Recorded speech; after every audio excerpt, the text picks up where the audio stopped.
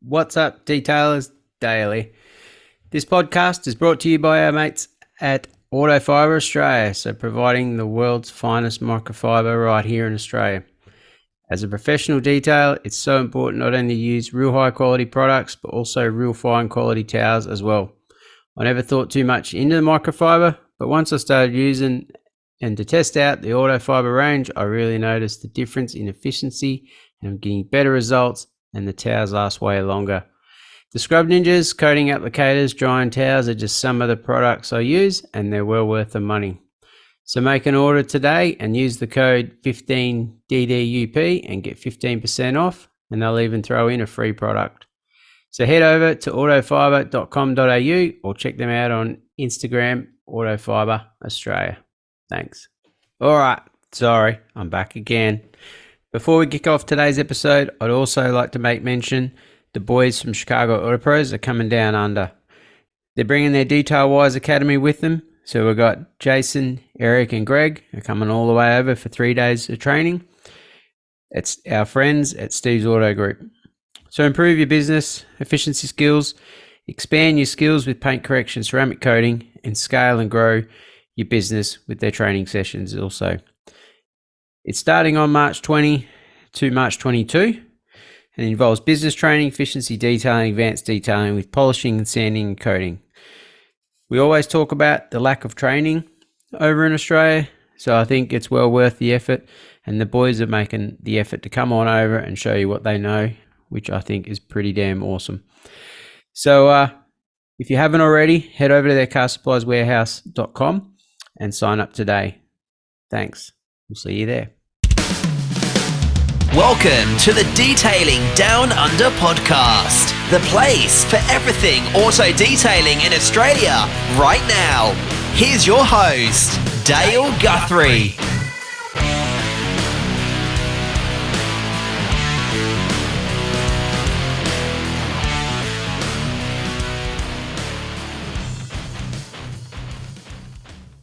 G'day and welcome to the Detailing Down Under podcast. I'm your host, Dale Guthrie. We're back into it. What do I say now? Another fortnight, another pod or something. So, it's going pretty well. Good reports from everyone at least. So everyone's on board with the fortnightly gig now. Not how we wanted it, but I think it's helping out for a lot of other things in the background and to what we're getting going. So, we've got a pretty good one today. Hang on a sec. Where are we? So we've got Nathan from Codex on the Gold Coast. Pretty sure that's where you're from, mate? Yeah? It is, mate. Gold Coast. Yeah, that's what I thought. So how's it all going? Yeah, good. Glad to be on the podcast. It's a bit of a shame, but because I've never done a podcast, and I listen to the podcast, so it's kind of like one podcast now I'm not going to get to listen to because I'm listening back to myself. So I'm going to have to wait like a month now for a podcast from you. Oh, you can always listen to yourself. I still listen back to them just to see if quality purpose. Yeah. No, we I think it was last year we touched base, and then I knew you were going to SEMA, and we wanted to catch up after that. But then I think I was pretty much booked out, I think. So that's when we got chatting again, and I said everyone needs to hear your Codex story. So we've it's found a time. Been a bit of time into working, but we finally got there in the end. So yeah. And we'll probably talk about it too. But you've just been to Bushwrapz training on the weekend for their 3-day training conference. So much to talk about in that. I mean, awesome getting to meet all the guys up there and girls. Just hear everyone's stories. The one thing definitely which was really cool to hear, not really on the PPF side of stuff, but on the detailing side of stuff, man, you're not unique with your problems. You're just not. Really? You don't realize until you're standing there chatting to a stack of detailers that everybody deals with the same nonsense. Like the problem that you think, I've probably stuffed up here, or, why is this customer like that? Or just little things like that. You just think, is this just me? And then you hear other people talking about it. You're like, wow, you're dealing with worse than me. But yeah, just hearing those little things, it kind of makes you feel a little bit better about how you're operating. But that being said, the whole business course made a lot of people not feel so great about how their business is operating, because Maddie kind of showed us all how shit's meant to be done. So yeah, our business scores we gave ourselves drastically changed between day 1 and 2, after she kind of broke down how she does it and how it should be done. Yeah, that's definitely, there's a lot to go into with that. So Yeah. anything No, that's good. That's the one thing I did want to touch on because I unfortunately couldn't make it. But so we'll get into it. So how did you start detailing, and what's the story with Codex? Where'd that all stem from? Yeah, so I mean, I've always had a love for cars, always, since I was a little kid. I mean, when I was a little kid, I had hundreds. My mum and dad still actually have the toy box at home somewhere. Hundreds and hundreds of Hot Wheel cars, like, you know, from when I was a little kid. And it's funny now because I've got a son. He's 19 months old, and one of the first things he said was "fast car." So now I've got a Nissan S15. And he just yells at Sylvia. He just runs out to it and goes, "Fast car, fast car." So, but apparently my mom says that's exactly what you were like when you were a kid. You're just obsessed with them. So yeah, I've always been into cars. I mean, when I was real young, I would go around with a bucket and sponge, offering to wash people's cars for, you know, $5 or something when I was like 8, 9, 10. But then obviously got older, left school, got an apprenticeship, actually became a plasterer by trade. So I was a plasterer for 13 years. I had a plastering company for 6 years. And then in 2018, I kind of really started to feel like it just wasn't what I wanted to do anymore. I really started to notice in that industry that you met any plasterer over the age of 45 and they were just a miserable person. And I didn't really want to go down that pathway. It just wasn't like, I loved it. I loved the trade. I loved the skill set that it took to be good at the trade. I loved that you could be really, really particular. I mean, I was fortunate enough to do a lot of really high-end homes, a lot of really fancy plastering work, obviously through being fussy with the work that I did. But inevitably it wasn't for me. I was over it. 2019, I went up to Townsville and did the flood damage, all the insurance work up there, which was great. It essentially afforded me enough to come back and pull the pin. I came back, I think I did 2 houses back on the Gold Coast.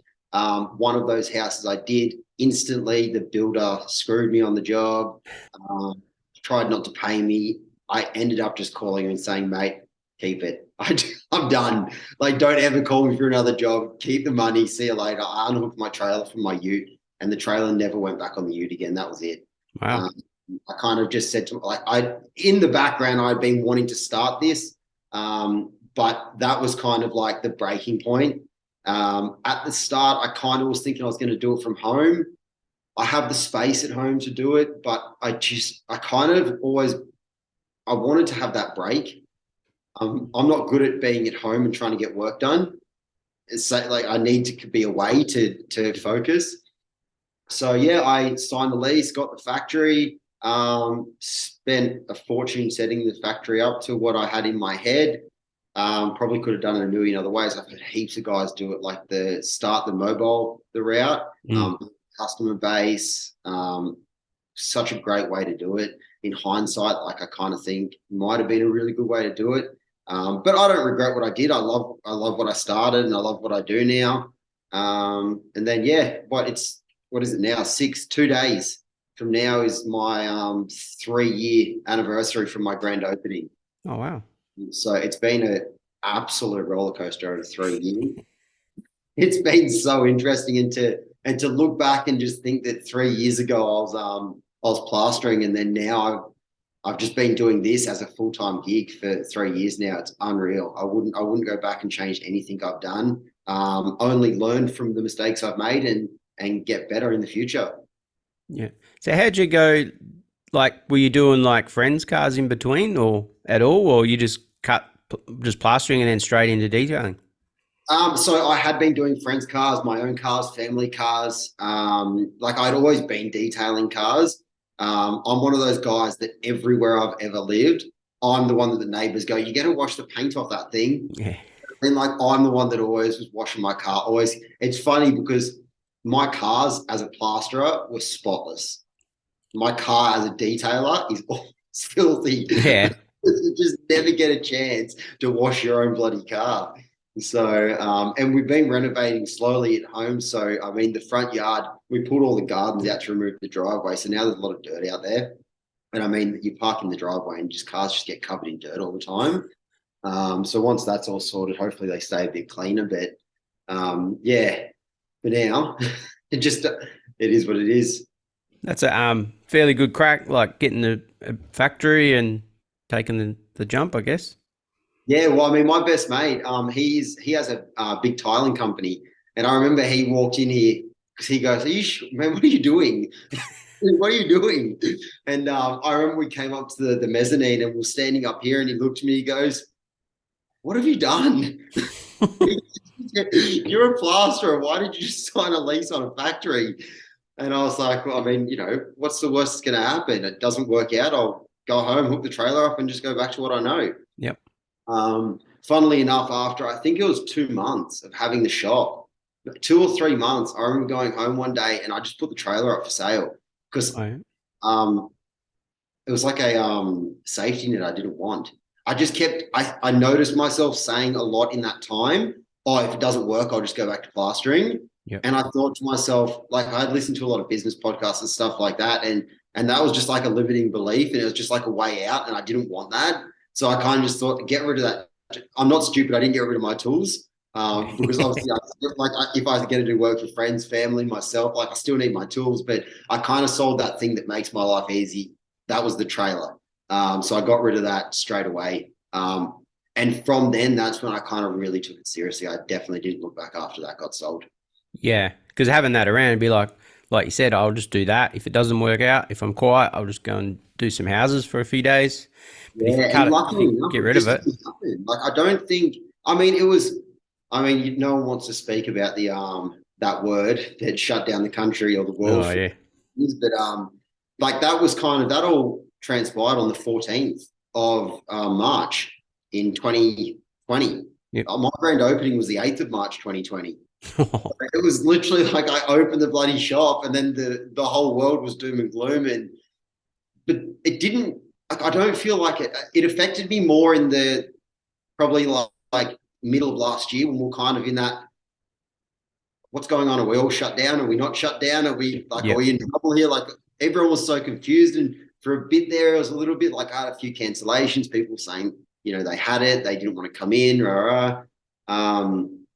But other than that, like, I feel for the people that copped it. God, I feel for the people in Melbourne that just like, that was it. Like, we never essentially got shut down as such in Queensland or on the Gold Coast, but it was definitely made hard to work. But we never caught what they got. So I can't complain with being on the Gold Coast, man. We had the best run through that anyone had in Australia, I reckon. Yeah. Yeah, no, I was very similar. Even if people just threw the keys at me and they took off, like, we didn't have to chat too much and stuff like that. And if people, it never really slowed down for me either. So, yeah. But, it was an interesting time. But I mean, what doesn't kill you makes you stronger, and it definitely gave me some growth through that period, trying to navigate through all of it. But that being said, I don't think it was that bad for me as well, because I was still on such a high because everything was like new and shiny to me. It's like I just opened the shop. I had so much excitement. I just wanted to do everything and detail everything. Obviously, when you start a business like this, I mean, the only way to really get content and get reputation is to do free shit. Yeah. So I did a lot of it. So that's going back to what I was saying earlier about, like, a lot of these guys that have started shops, they've actually come from mobile. So they just grew these relationships with this and grew this client base over a long, long period. So as they transitioned into a shop, they already had the client base. Like, I literally opened this shop with nothing, like no client base, no nothing. I had to get all my own content. I had to start from absolute scratch. I was working overtime trying to do it and fitting out the shop myself, building the coding room, doing all that stuff myself. Like, it was a flat out time to get going. But like I said, doing what I did in plastering kind of afforded me that ability to do that. So I don't regret being in plastering at all because it gave me the ability to do what I've done now. So Yeah, that's fairly physical work too. That the plastering side of things. yeah, definitely. I mean, that's like, I think being in that, and I was in shop fitting for a long time as well through plastering. So like 18 to 20-hour days were a normal thing. Not that I would ever do it again, but yeah, when you're shop fitting, man, like you don't really go to bed. You kind of just fly to whatever state in Australia you're going to, you get the shop done and you get out of there. So I came into this business with a really strong work ethic to begin with. And it's only since we had our son that I've kind of just been like, all right, then I got to rein it in a little bit. Like there's no more Sundays. I just don't work Sundays. I do try every day to be out of here by like 5:10 if I can, so I can go put my son to bed. And, I don't come into work before the sun comes up in the morning anymore. I just kind of like, I have a mate who's a builder, and I remember he used to say, if you can't make enough money between Monday and Friday, you're doing the wrong thing. So I don't fully stand by that. Like I still work a Saturday. I still work overtime when it's needed, but I do try now. I've got a kid to really work hard in the time that I want to be at work so that it's a lot easier to go home when it's time to go home. But we all know, man, in this industry, like sometimes there's a certain type of paint that just does not work for you. And you're better off staying and getting it done anyway, because you're going to go home and have nightmares about it anyway until it's finished. So, yeah, especially with, the young fella coming along, that mine has sort of vision on life has sort of changed a little bit now. It's not all work, work, work. Yeah, like I go away and work and then come home and work, but it's like you make it work with your lifestyle and family. So that was sort of, with this pod trying to transition to every fortnight, that was sort of a reason behind that, because I won't get much family time. So yeah, exactly right. You don't realize how important that is, do you, until you have kids? It's like you hear people talk about it and it just goes straight over your head. You just have no idea. But I mean, once you have a kid, it definitely changes, definitely opens your eyes to what's kind of, not that this isn't important, because I mean, that's how you got to make money to provide for the family, but you got to draw the line somewhere. You just do. Yeah. So you got to give the wife or the partner a break at times as well. So that's sort of what I try to do, come in a certain time. And then, like when he goes to bed, I go back out and keep working, sort of thing, or stuff like that. So especially when they set up at home, are you, for detailing? What was that? Are you set up at home for detailing, are you? Yeah. So, it works for now. But I probably, like your idea, how you can just cut it off, sort of go away, come home, and home's not, home is work, but sort of works for me. I sort of work to a point and then come in and then it's like dinner's ready and stuff like that. But I think the customers coming to your house, I don't have a problem with that at the moment. So, I know some people talk about that, having people coming to your house, but we're sort of a small town in a way. So everyone sort of knows in a way, but But I think I like it. Sort of works with us having the young fella, and you just make it work in, and you try not to work weekends. Like I'm backing that off now as well, and just doing like 3 days sort of here and there every week. So, but well, I mean, one of the things that we did actually take massively out of that training over the weekend was hiring staff. Like Madison ran it was pretty much just like trying to figure out what the next hire will be for your business, which was really interesting. There was 2 options, admin or installer. Just be mindful, obviously, that this is based on PPF. The room was full of detailers. It's essentially based on PPF. So whether you hire a PPF installer or a admin, it's very clear once you go through like the checklist of more so like it was a lot about personality traits. So what you're suited to. So essentially the way you have to look at it is, what do you like doing? Do you like installing or do you like doing admin? I don't like doing admin. Hire an admin.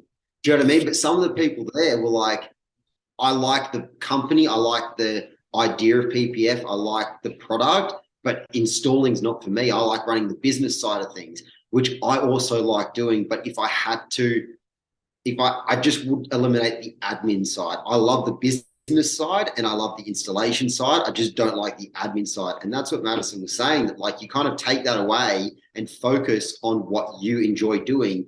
you actually become more productive. So, I mean, back to what we were saying about like family time, I think if I get to the point now where I can actually hire an admin, I'll free up so much more time to actually do that easily. Whereas now it's like race home, put a little fella to bed, sit on the computer, send quotes, send emails, reply to messages, social media stuff, post content. Like, do you know what I mean? It doesn't really end until you actually close your eyes at the end of the night. Yes. So yeah, I really do want to spend the next 6 months. It's not something that you just post an ad tomorrow on JobSeeker or whatever and get someone. You know, we learned that you kind of need to make a role, make a position, make structure for somebody to come into. You can't just get someone to come in and go, yeah, just go upstairs and do admin. Like, so what's the job? So yeah, you got to create the job before you give the job. So I'll be spending time creating that now and hopefully trying to free up that part of the business. And then it's just came out of that weekend so excited to grow. I don't think I've had this much excitement to grow since I started the company. So, which is really good. That's good because you can have them sort of times in between, and then you go off to a training of some sort, and then once you come back to work, you're pumped, ready to hook in and start sort of taking on the ideas that you learnt and put them to work. Yep. Yeah. Another cool thing as well. We actually went to the Slick As wake hole shop on the Friday. A few people around us have been having trouble with these Silverado bonnets. So she got a Silverado in and got her installers to show us. Mate. Make it look easy. They've got a system dialed in up there. So that was really cool to get to see that as well. Yeah. Did they do a 79 bonnet for you as well? They did. Luckily, if there's one bonnet I've done a lot of, it's 79 bonnets. So, I mean, some people might find them both equally as hard. I've just done more 79 bonnets now. So I've kind of got my own system with them. They did use a lot of, I don't know if you know about using gel with PPF. They used a lot of gel up there, and that was super exciting to watch. Like, you can literally have the film. You can be working with it. Like, they were on that Silverado bonnet, 2 people for 30 minutes. And at no point did they have to lift really and spray anything under. You know, it stayed fine. Didn't tack or anything like that, which was really interesting to watch. So, yeah, I mean, the whole weekend was full of learning. But I think having 3 full days away from this factory that was the best for me. Just switching off from my business and just going up there and just focusing on, I guess, the outside of the business, just growing it. That was really interesting to be able to do. Yeah. So, right. Oh, well, we might as well keep going on about that. So there was a few there by the looks of it. It wasn't a bad turnout. No, I think she put up a post last night after it was done saying that I think there was 26 people, 12 businesses, which was really cool. And I thought something that was incredibly cool about the weekend is a couple of her staff just opted to be there. They wanted to be a part of it. One of her main girls, Sammy, she does a lot of the business coaching that they do personally together. But yeah, a couple of her staff were there. And mate, if you can grow a business and have your staff sit in a room and honestly say the things that they said about Madison and the way she runs that company, you've nailed it. End of story. Yeah. Like, not only are they there on their own free will, they didn't get forced to be there in any way. They're not being paid to be there, but they were just like stepping in and stopping conversation to actually say such like good things about Slick As, Bushwrapz, all that. So taking advice off somebody that has that backing is, it was just awesome. It was such a good weekend. We were speaking before, like meeting some of the guys up there, hearing some of the stories. Anthony and Joe from Steve's Auto Group, absolute crack up of blokes. I know now why that training day is being held at that shop, because like obviously Jace can see that those dudes are good dudes. Yeah. So I was going to be there. He did try to twist my arm 1,000 times over the weekend. There for it, unfortunately, which sucks. Yeah. Just like a lot of the guys, like obviously we spoke Glenn, meeting Street Appeal, man, he does some cool stuff. He's got some cool story. He's like the plans for his business over the next 12 months are really, really awesome. Rudy from Bespoke, you've had him on there before. I feel like me and him kind of like we're very strongly opinionated. So he actually sent me a message apologizing, like not apologizing, but saying like, I hope you didn't feel like. I was like, mate, that's good. Like when two people can have that much passion about something and speak about it openly, that's what you want. You don't want people like essentially pussing and footing around subjects. Like we didn't come here for that. We came here to learn, and you don't learn if you don't speak up and get to the bottom of things. So that was really cool being in a room with him and getting to chat to him. And I met a guy named Alex from High Life, um, uh, High Life Ceramic Coating and Wraps or PPF or something like that. Yeah. Really, really nice dude. I think he's doing a bit. I don't know if you've spoken to him. He's doing a bit with Australian detailing professionals, like trying to, Oh, yep. yeah, trying to like make some sort of, I don't know, governing body for the industry, which, Oh, yes. I know, Alex. Yes. yeah, Yeah. yeah. So it was super interesting to hear that and to know that it's being done out there. Like I know there's a few people out there trying to do that. I guess it's just going to be the first one to get it done and do it well. Yep. I don't know who will get it first. I don't know, but it definitely needs to be done. If there's one thing I learned over the weekend as well with PPF versus detailing, it's detailing is, I don't know what it's like where you're from. I don't like know what it's like where everyone else from, but it did sound like the common denominator was a race to the bottom. It's worrying that it's going that way. That is a big part of why I'm putting so much focus into PPF training at the moment. Just because I feel like it's still an industry that has like a really high barrier to entry. So it's not, anyone can't just do it. To get into it, the simple fact is, man, it costs a lot of money. It just does, because you're going to stuff up. And when you stuff up, you bin film. And when you bin film, it's expensive. You know, like I've binned thousands of dollars worth of film to learn how to put it on. Detailing, it's not that hard because there's so many different aspects to it that you can start low and work your way into the higher ticket items. Like you can literally just start mobile washing, learn a little bit by bit, then come into like paint enhancements, paint corrections, ceramic coating, stuff like that. Like you can learn over time. But PPF is PPF. So yeah, I definitely hope somebody does create something for the detailing industry to kind of stop these companies that are just, what I find hard is you get people call you and they've just been essentially lied to, with these completely unrealistic promises, ridiculous prices for things. And it's just like, I don't even know what to say anymore because it happens to me so often now. I'm at the point now where I'm like, look, if you don't want to spend like this type of budget, then you might be better off just going down that path. I used to explain to people that if you want the best job, like you do kind of need to be focusing more on who's doing the work to ensure that you're getting a good job. But at the end of the day, man, you can't stop people that just want to spend a little bit of money.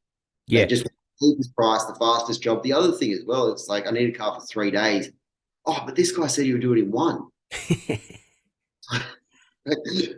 Am I meant to compare? Am I meant to then go, oh no, I can do that in one. That's fine. I'll do it in one. I can't do that. It doesn't work like that. No. So yeah, hopefully over the next 12 months, really cool stuff will happening in the detailer space and some of these businesses that are going to try regulate the industry. Hopefully that does start to happen. I would love to be a part of doing it at some stage, but there's too many guys out there that are really smart with business and have a way better head start on doing something like that. So I'm going to leave it to the pros. And yeah, although I would like to do it because I am actually really passionate about stopping what's happening in the industry. I've just seen and spoken to people that are doing it, and I'm just like, you got this covered. Like, that's awesome. I'm glad someone's doing it because it needs to be done. You think at any other industry, like every industry is governed. It was really cool. One of the Slick As girls brought her brother to that training over the weekend. She brought him because can't remember fully because he did say at the start of the weekend what he does, but he's in like sports therapy. So like he works with athletes and stuff. And he had a lot of really good points. And one of the things he said is like, we have a governing body, which means that like rogue cowboys can't just come into this industry and do what we're doing and be trusted. It doesn't work like that, because you have to go to an accredited person to do what we do. So it doesn't make sense that something that's such a high skilled industry doesn't have some sort of accreditation. I know we have, what's it called? It's in America. The IDA. IDA, yeah. Yeah. So I know we have that, but I mean, realistically, we need it here. We Mm. don't. Yep. You're not going over to America. Like no one's flying over there to do that training, get put through all that. There are a few guys that have done it. Good on them for doing it, but it's like going over there and doing their version of QBCC. It's kind of not really meaningful because QBCC in Australia is known. Like we know that that's our governing body for the building industry, right? Yep. Nobody knows in Australia. No everyday person knows that IDA is a governing body for detailing because it's an American governing body. Yep. So I think even if it was IDA here, but we had like an Australian counterpart that was doing it. I'm not actually sure if that's a thing. It might be now, but when I last looked into it, it definitely wasn't. Yeah, there's no one really over here. I did hear a whisper about it, but I don't think there's much like somewhere where you can go who's from the IDA and then you can go there and within Australia and get certified by that person or that. I think you probably have to either do it online or go over to America direct. I mean, it seems strange that we don't have it. Like you have to remember, like people do it to work on $500,000 houses. We're working on $500,000 cars. Yeah. Like it is very strange that we're not in any way governed by anything or regulated by anything on what we can or can't do. And the other big thing that I think is, I came from construction, man. I did apprenticeships, I did TAFE, so I did do a lot of workplace health and safety. I worked on, commercial buildings, so I did a lot of like all the health and safety stuff that goes with that. I actually worked in mining for a little bit, building the mining camps in Perth. So not having anything that controls safety in the industry. Like I'm not going to preach it because I'm not good for it either, but I understand that there's a lot of risk, like the chemicals we're breathing in, the dust we're breathing in. I mean, the only reason like this whole silica thing came out is because people started getting sick and there was somebody there to look into it. Yep. Nobody's looking into this industry, so nobody even knows yet, I don't think, what we're exposing ourselves to. So I think that would be a big thing to look at as well, to make sure that, because you can say you just keep doing it now, I mean, but everyone gets old, and you regret things when you get old when you could have done better when you were younger, don't you? Like I said, I'm not the one to preach it because I'm not great for it. Like I'm not chucking on a mask every time I spray wheel acid, or I'm not putting on a mask every time I clean out a pad. Like I use water obviously to clean out pads, so I'm mitigating that risk. But yeah, I think there's a lot to learn. There's a lot to be governed in the industry. It'd be good to see it happen. No, I know a little bit about one. Yeah, I know Alex very well, and we've had chats before. He will come on here eventually once he gets things going. So he wants to talk a bit more about it. But yeah, we do need something. And I know the boys from Detail Solutions podcast, they had a great controversial sort of episode there not long ago about the IDA and stuff like that. So that was pretty interesting because it's like the IDA international, but I don't see too much international side of it being over here in Australia, like the America and maybe a little bit in Europe. Because I think their president was from Europe, their old one. So, yeah, but we don't see much of it over here, and people probably are certified with them. But yeah, the customers probably wouldn't know, and yeah, they probably don't care. Yeah. So, but it needs to be more out there. But if they did know, like if it was marketed, just like I said, like QB, every single person in this country that is over the age of 18 or 20 will probably know what QBCC is. Yeah. Do you know what I mean? Like it's something that we know because you hear it on the news, like you see it on building sites, you see the signs up, like you just know what it is. And I think if it became like that, it's a long way down the track. Like nothing like that's going to happen overnight. It'd be unrealistic to think any different. But knowing that there's people out there trying to push towards that is good. It's good to know that it's coming in the future at some point. It'd be good to see it sooner rather than later. Like I said, I kind of feel like detailing, unfortunately, is somewhat becoming a race to the bottom. See it slow down a little bit. And I think governing stuff like that would slow it down drastically. But in order to slow it down, you would have to get the governing body's reputation out there so people know, oh, that's what controls that sector. That's how I know that I'm getting a reputable detailer working on my car because they got that badge. Like they meet that industry standard, and I can trust that they won't do any damage to my car. Then if people know about it and then choose to use the dude that doesn't have it because he's charging $20 to do a full detail, then that's at their own risk. That when they fall on their sword, it's their own problem essentially. Yep. Yeah, no, hopefully something changes, but yeah, there's been a lot of talk about it, but yeah, that's about it. Yeah. What do you think? Did they talk, like, obviously the PPF? Do you reckon that is, like you said, a race to the bottom? Was the coding side of things race to the bottom these days? You see PPF. I don't know if it's in your area or with what they talked about with Bushwrapz. Can they see that happening already in the industry? No, I can't see it happening anytime soon. Just because, like I said, the barrier to entry is high. It's very hard to get into it. I mean, like, I know for a fact that I have spent thousands to learn how to do PPF. I don't mean thousands like paying people to train me. I mean thousands like putting it on a bonnet, doesn't work, ripping it off, doing it again. Do you know what I mean? Like, time and time again, just trying to figure it out, just trying to work out how to learn it. And I've been doing that for probably a year and a half now. Now I'm at the point, I haven't been doing that for a year and a half, but I'm at the point now where I can literally just get cars done, like, to what I class as a high standard. And you're always super critical. I mean, anyone in this space should be highly critical of their own work. I mean, that's why we're detailers for PPF. You're in a market that kind of needs you to be critical of your own work. It was really cool to go up and chat with another person that was actually at that thing on the weekend. Was John. He owns a PPF studio in Sydney. He would be a bloody good guest on this podcast. I know he's not a detailer, but mate, he's been in the PPF space for 12 years. Like, he's been doing it a long time. And getting to hear his perspective on things really makes you realize that you're not doing anything wrong.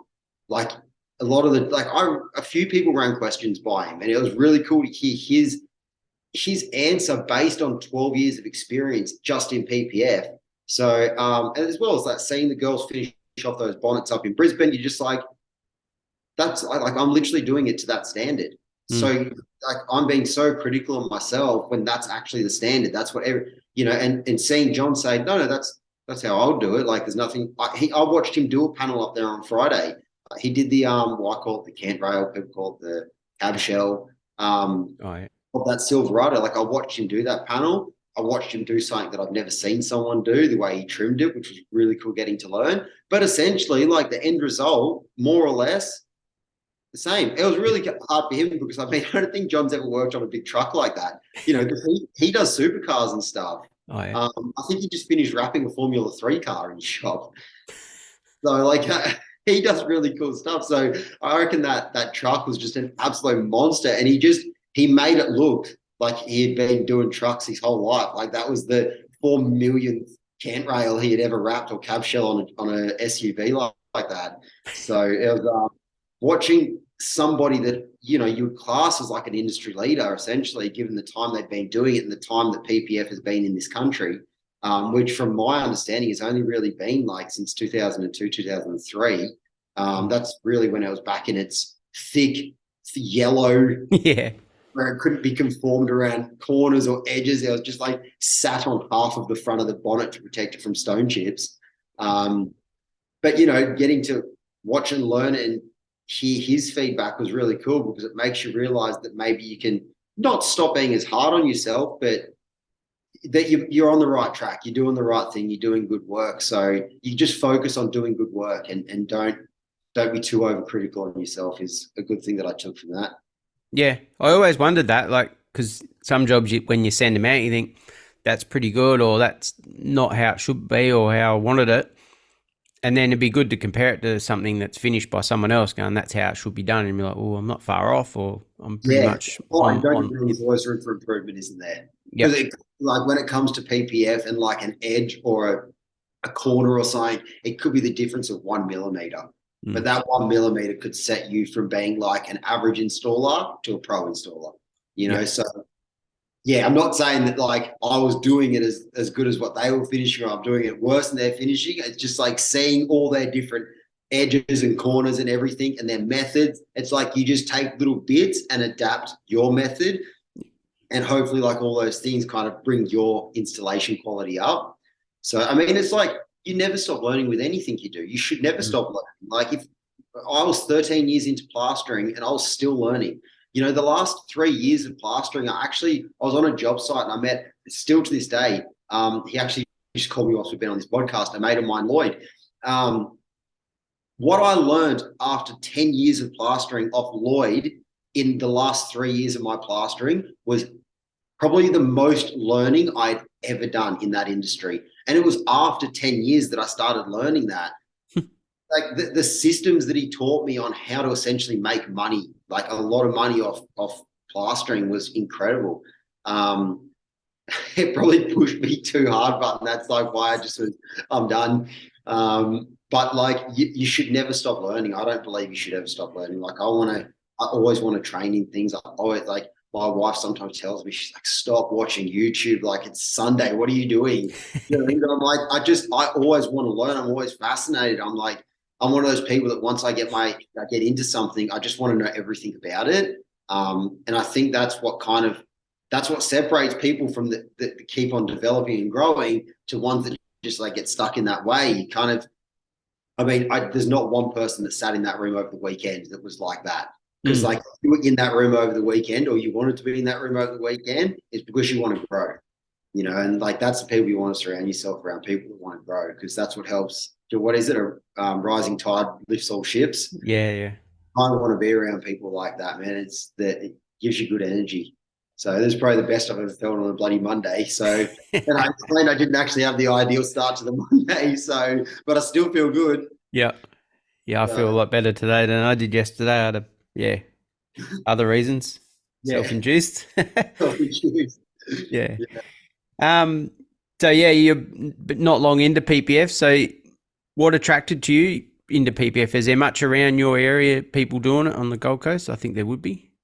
Biggest thing for me is I never started Codex to actually touch any four-wheel drives. I just didn't. Like, my passion's always been cars. Like I said, I do have an S15. I love Japanese cars. I've had heaps of Jap cars. Like, I've had S30, I've had Lorels, I've had heaps of Jap stuff. I love them.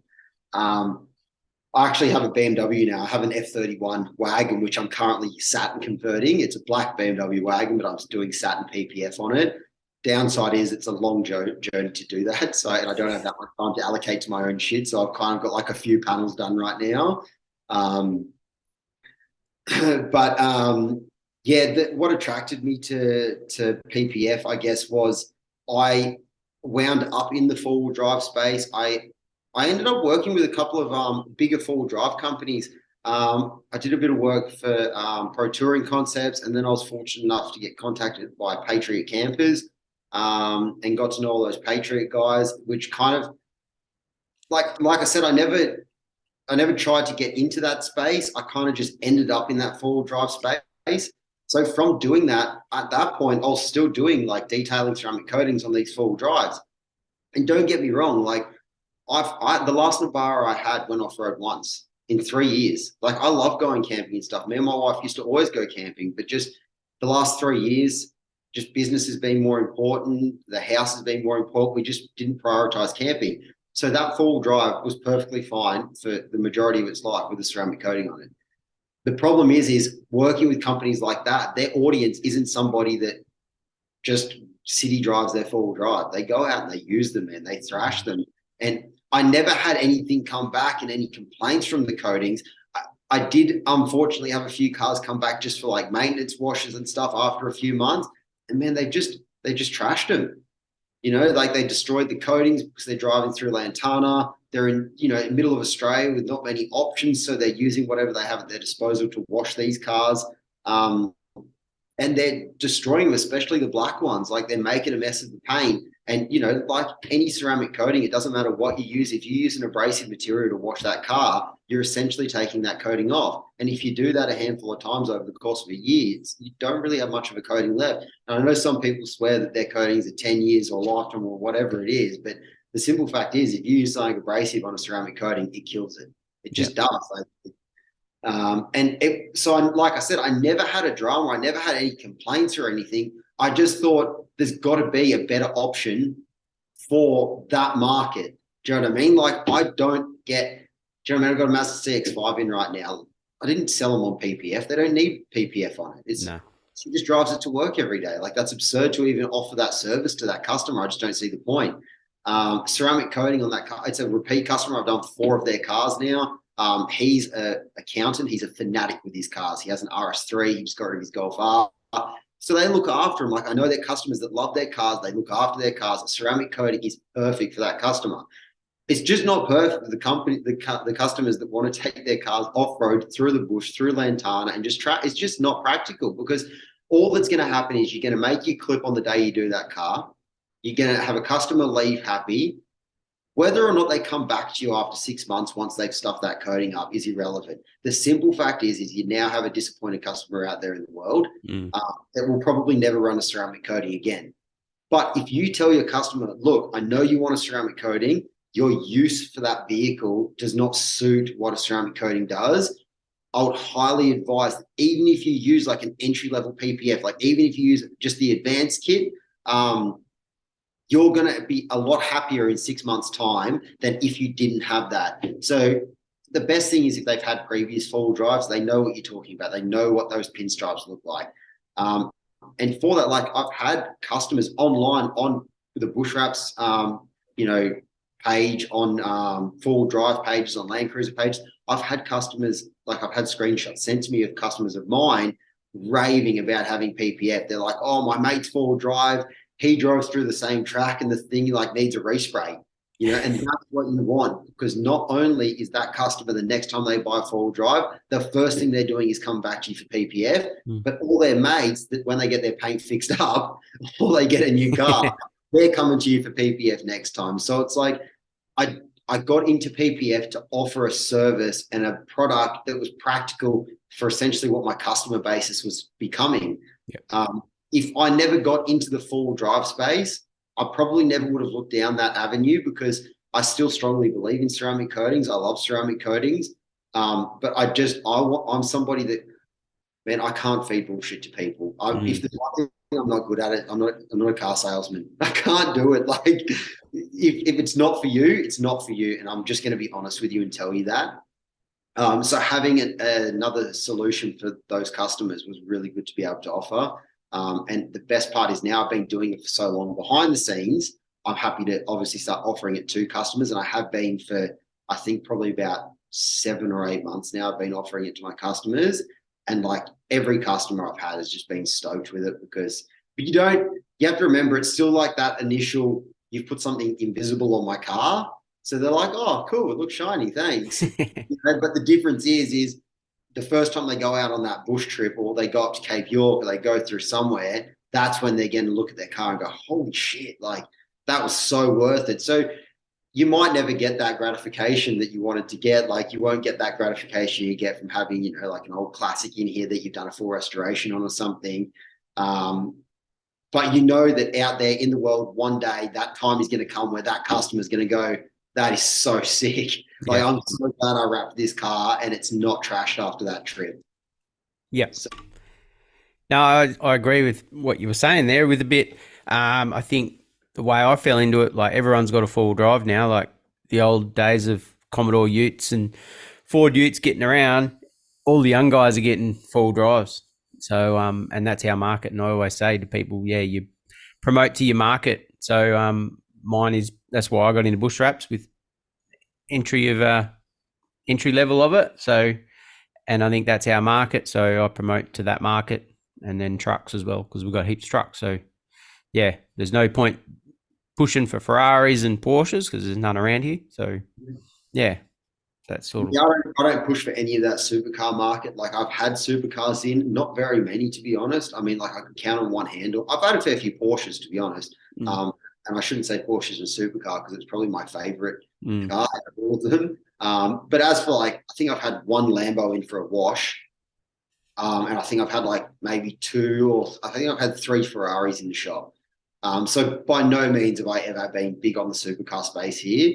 I don't know why. I'm not too sure. I guess we might not have as many as people think we have on the Gold Coast, or I'm just not the chosen detailer for the supercar. You know what they're like? They're like communities, right? So there's probably a detailer out there that just got that community, and they just focus solely on that. That's awesome for them. It's just not an industry I want to ever touch on. Even if I get Porsche's request for PPF, I don't personally do it. I don't offer it. I send it to a company that I highly trust with touching supercars. Like they're a company that's down in Sydney. They're up on the Gold Coast now as well. They specialize in supercars. Like that's what they do. Mm. So I would rather send it to them and know that that customer is getting exactly what they want than me start playing around with a supercar that I've focused all my skill set on a four-wheel drive, which is not a GT3. You know what I mean? Like the big difference between like a Ford Ranger Wild Track and a Porsche GT3. And I don't mean in price point, I mean in tech, like how technical the car is. Application. Yeah. The application, like the front bumper, the grills in it, like the for all your air and stuff, air distribution for brakes, and like all those things to get film to conform around. It's just not something you really deal with. I mean, I was saying over the weekend that I reckon the way they make four-wheel drive bonnets these days, we're probably all going to end up better than the guys that wrap supercars because, you know what I mean? Like they're making these bloody four-wheel drive bonnets so damn challenging, you know, with all these grills and vents and valleys and channels and shit in them.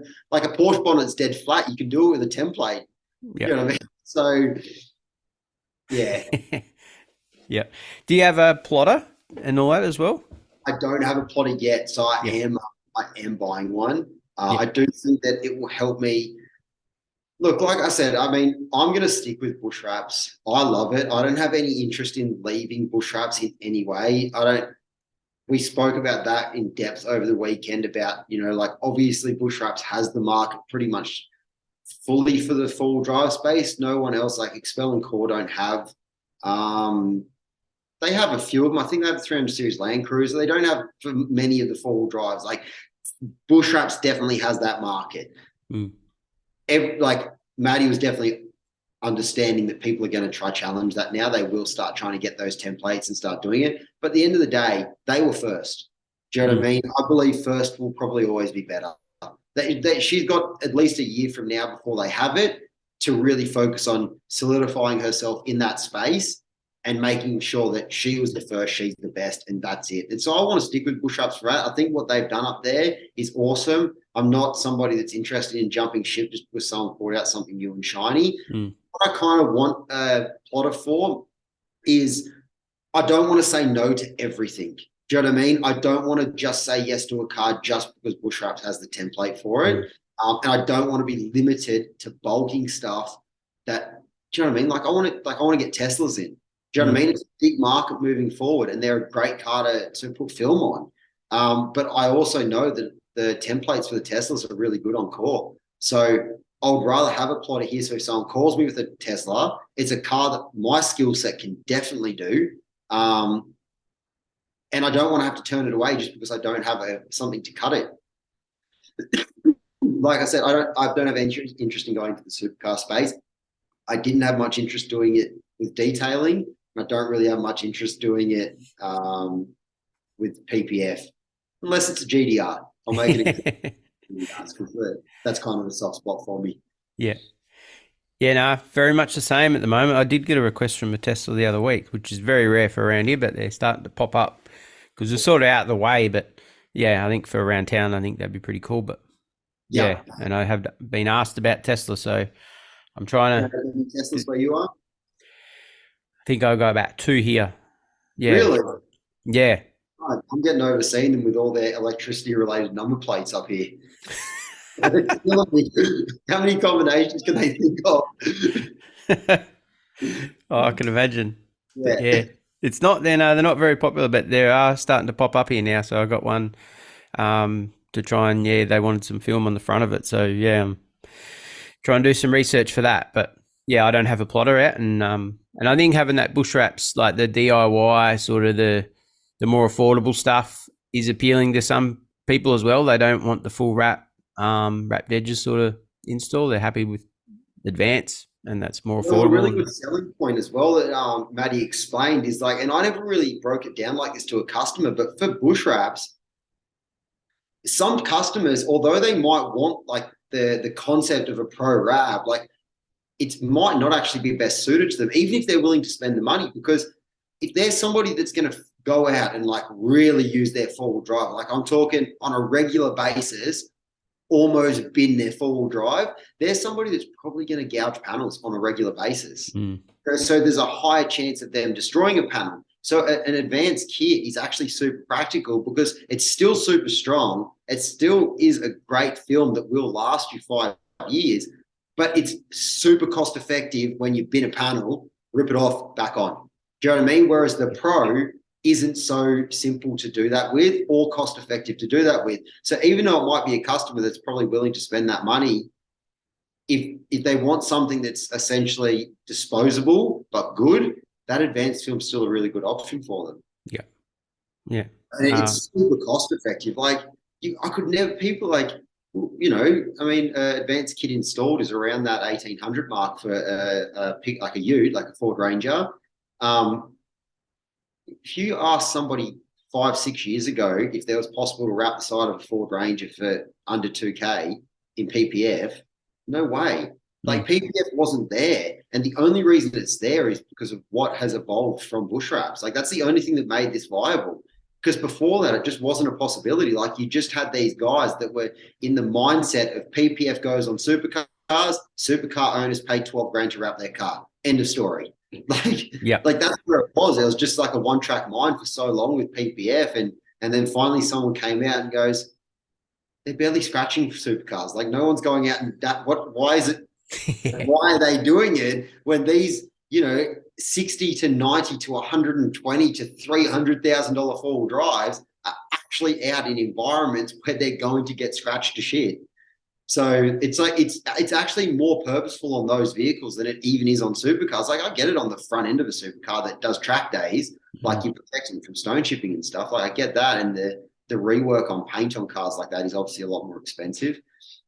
But yeah, I think for its purpose, PPF is almost more suited to the four-wheel drive industry than it is on the supercar industry anyway. Yeah. Yeah. No, yeah, you see a lot about that, and that's where I'm going with it, with the full drive scene. So promoting to that. So I think it's very beneficial. So don't get me wrong, I still love the detailing part. So it's not just all like at the moment, I'm just like putting a lot of focus into PPF, but I still do love proper detailing. Like, I mean, obviously I've stopped doing maintenance washes. I've stopped doing pre-sale detailing. I've stopped all of that stuff. It's just not cost effective for me in my business. It works for so many people. I have some great companies in my area that I recommend all that work to, where it's cost effective for them, where that's what they do. But for me, I've gone back now for detailing. I'm going back to focusing on what I love in man, if you're going to be in business, I know it might sound selfish and I don't take that or I don't take that, but it's not about that. It's that I started this business out of a love for cars. And if I'm going to work on cars and do this for a job, I have to keep loving it. And the only way to keep loving it is to do the things that I love doing, and that for me is like proper detailing, like somebody that, I'm not saying they don't ask for a price, but they're coming here with realistic expectations, not only for what it's going to cost to do what they want, but for how long it's going to take to do what they want. Do you know what I mean? That's more so what I enjoy doing. The people that come and they like, I don't care if it takes you 2 weeks. I just want it perfect. Like I just want it to look really good. Like that's the type of stuff I really enjoy doing. If that stuff's few and far between, then so be it. Between that and PPF and new car paint protection, which I'll still always do. I mean, that's essentially the bread and butter, is getting in a brand new car and putting, a quick wash, decon, single stage polish and a ceramic coating. That's like, I'll never get rid of that market. But yeah, just as for the more in the mum and dad detailing side of stuff, like removing pet hair for $0, essentially. I'm not efficient enough with it. And it's not, I don't enjoy doing it. So I had to stop doing it. Otherwise, I guess I would end up in the same position I ended up with plastering, but probably sooner.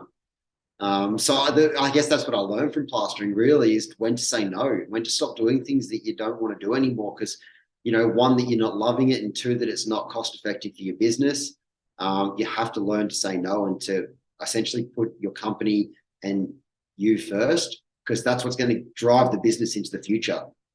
Like I was talking about before, what I had over the weekend, it blew out being a weekend job. But I'm getting quite fussy now, because you get to that point, you start with the basic wash and vacs, and then you move up. The more you grow, and then the more the name you get out for yourself attracts them sort of newer cars or the better cars or whatever. But yeah, the one I attracted the other day, but wasn't great. But I always say it can take you back to where you started in detailing, working on the farm utes, white chalky paint, trying to bring that back and sort of testing your skills just to make sure they're in check and you still can do it. But yeah, I agree with saying no. I probably should say more often, but interiors is not my big one. I'm not a big fan on interiors. I don't even own an extractor. That's why. But I just say that we don't offer that service, and yeah. I just feel like if you're doing what you love, you end up having a better relationship with your customers. Mm. Because if you end up with customers that you don't really want to be doing their job anyway, it's like they're not vibing with you, you're not vibing with them. Like, you're just doing something for a paycheck at the end of the day. But doing stuff you love doing, you end up meeting customers that, although they don't do what you do, so you're not like-minded in a work sense, you're like-minded in an end result sense. Do you know what I mean? They want that and you do that, but it's like that's what you love doing. So you end up with a really good relationship with customers by doing that type of stuff. That's what I was saying. I just got I've got a really cool car coming, an old Porsche, been sitting in a barn for quite a while. So again, that's one of those owners that's just like, I just want it perfect. And I'm so excited to do something like that, man. Number one, I bloody love Porsches.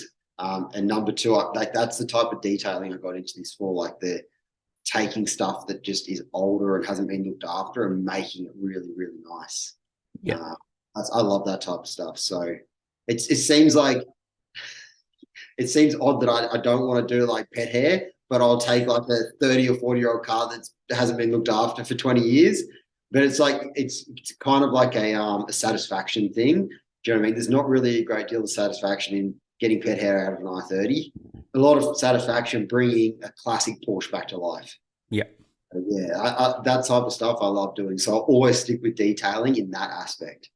But yeah, mostly now it would just be, the cool street cars, like the classics, the stuff people are collecting, stuff like that. That's the type of stuff that I really want to work on. And then obviously very heavily focused on PPF as well. Yeah. Are you got IGL coatings as well? Yeah. I've been with IGL for about, I think, 2.5 years now. So for quite a while. They weren't the first company I started with when I opened the shop. I left that first company pretty quickly after opening the shop. I had a lot of dramas with very little back-end support. So I left that and jumped on with IGL Coatings, which is run by Eamon down in Sydney. So yeah, I haven't had any real drama. Like, I love it. I love IGL Coatings. I think it's a great coating. I was fortunate enough to meet the IGL team over at SEMA. IGL is huge in the States. I think they've got like 5,500 installers over there, which is wild. Wow. In comparison to us, like, we've got 30 something, I think, in Australia. I don't think the highly active side of that 30 is huge, but I mean, it's got a lot of growth and it's such a good coating. Like, I've tested it. Like, I'm somebody that wants to know that what I'm putting on a car is really good. I know it's got its limitations. I've tested it to find its limitations. I know where they are. But people aren't going to go out and hopefully do to a car what I've done to panels to test its limitations. Other than that, like, their wheel coating, I love. I think it's awesome. My S15 has that wheel coating on it. Man, I can literally just hose them every time and they're just clean again. So I really do like their range of coatings. I think they're great. And yeah, being able to meet the team and get to know that side of things more over at SEMA was really cool. I think I'm going to head over to Malaysia in maybe a month or two. We were going to go sooner, but they've got Malaysia is a Muslim country, so they've got Ramadan. Oh yeah, that's coming up pretty soon. So there's no point going to that country in that time from. I didn't actually know what it was, but it's pretty wild what they go through in that, man. It's like no eating or drinking whilst the sun's up. Yeah, I've heard that. Yeah. People don't want to function during that month. So they're just not going over there and doing anything, although you probably could. They're just not at their like high functioning level through that space. It's more of like a religious month where they just kind of shut down and do that. So yeah, once that's done, I think we'll head over. There's a few things we want to look at in the coding space. We want to start looking at, when I say we, have actually got a partner that kind of I'm going down the product avenue with. So for detailing products, I have got products. We've kind of slowed back on that just because we realized everyone wants to go on about Australian manufacturing and how great it is. But man, at the end of the day, if you want shit done, sometimes you do have to go overseas. It's just that simple. So I was going to ask, yeah, well, I've seen that on your page about Codex Off Road, and I'm like, what the hell's that? yeah, man, like I didn't have any interest in. Look, I know there's a lot of companies out there that are doing it. They're just going, whatever your generics are, put it in my bottle and we'll sell that. That's like the most common thing. People don't realize that, but that really is like 9 times out of 10. If you're seeing someone bring a product to market, that's pretty much what they've done, because it is the quickest, most cost-effective way. And I definitely know that's the truth when I see the prices that they're being sold for, because I damn well know what it costs to put a product in a bottle and sell it.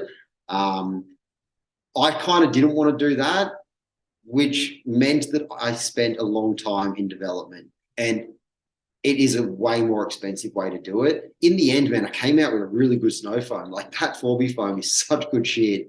I genuinely love it. Like I actually reckon it's really good, but man, we're like almost 2 years now to get it to that. And then it's just like manufacturing in Australia sucks. It's just so slow and no one wants to get back to you, and just so many issues and drama after drama. And I just end up, in the end, I just gave up.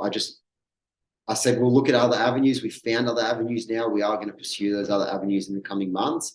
But it probably, unfortunately, won't be Australian manufacturing anymore. At the end of the day, man, like a lot of companies that say they're Australian made, their company's Australian made. Their products are coming from overseas. But like, I just rather be transparent and say it's not Aussie made. Well, I tried. Work. Like Aussies would rather be at the beach surfing or out on their boat fishing.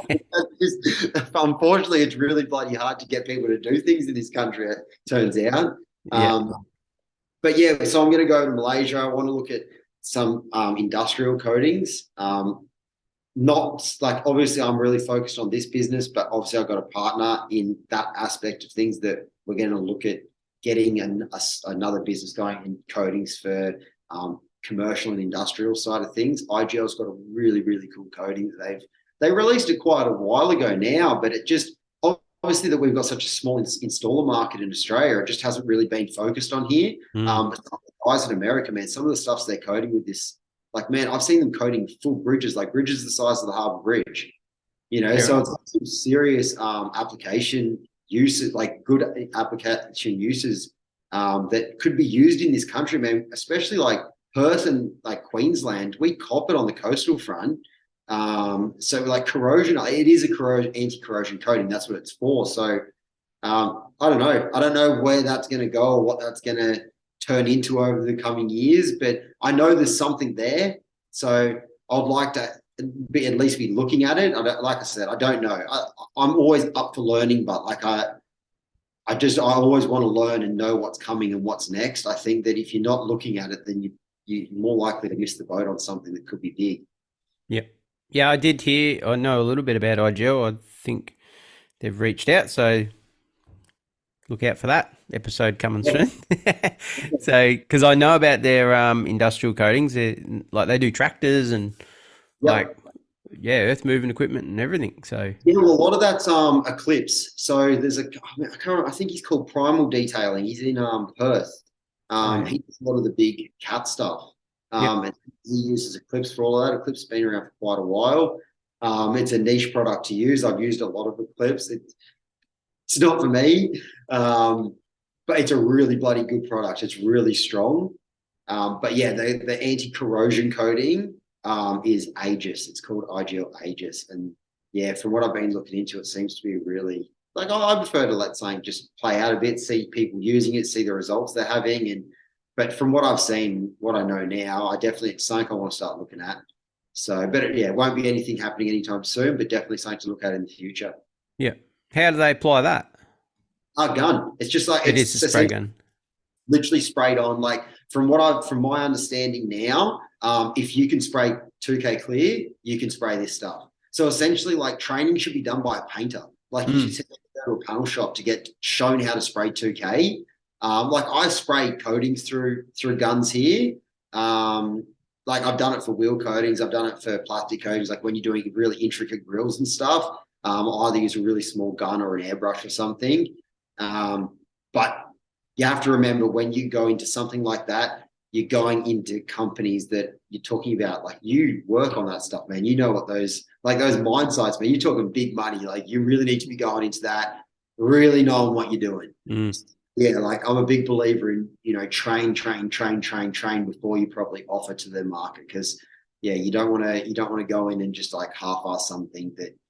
That's the make or break. The first few times you do a job are the make or break. So yeah, I'd rather wait until I'm fully confident on going out to a bloody mine site, potentially and spraying it on something and knowing what I've put down is perfect, than going out there with half an idea and a couple of Google videos under my belt or YouTube videos under my belt and thinking I'm a pro. Yeah, wow. I'd never thought of that. They're massive pieces of equipment too, so I can imagine it wouldn't be a quick job. No. No, interesting. So whereabouts on the Gold Coast are you exactly? I'm in a suburb called Mollendina. So it's like, I mean, I guess if anyone that knows the Gold Coast, I mean, our centre would be Southport.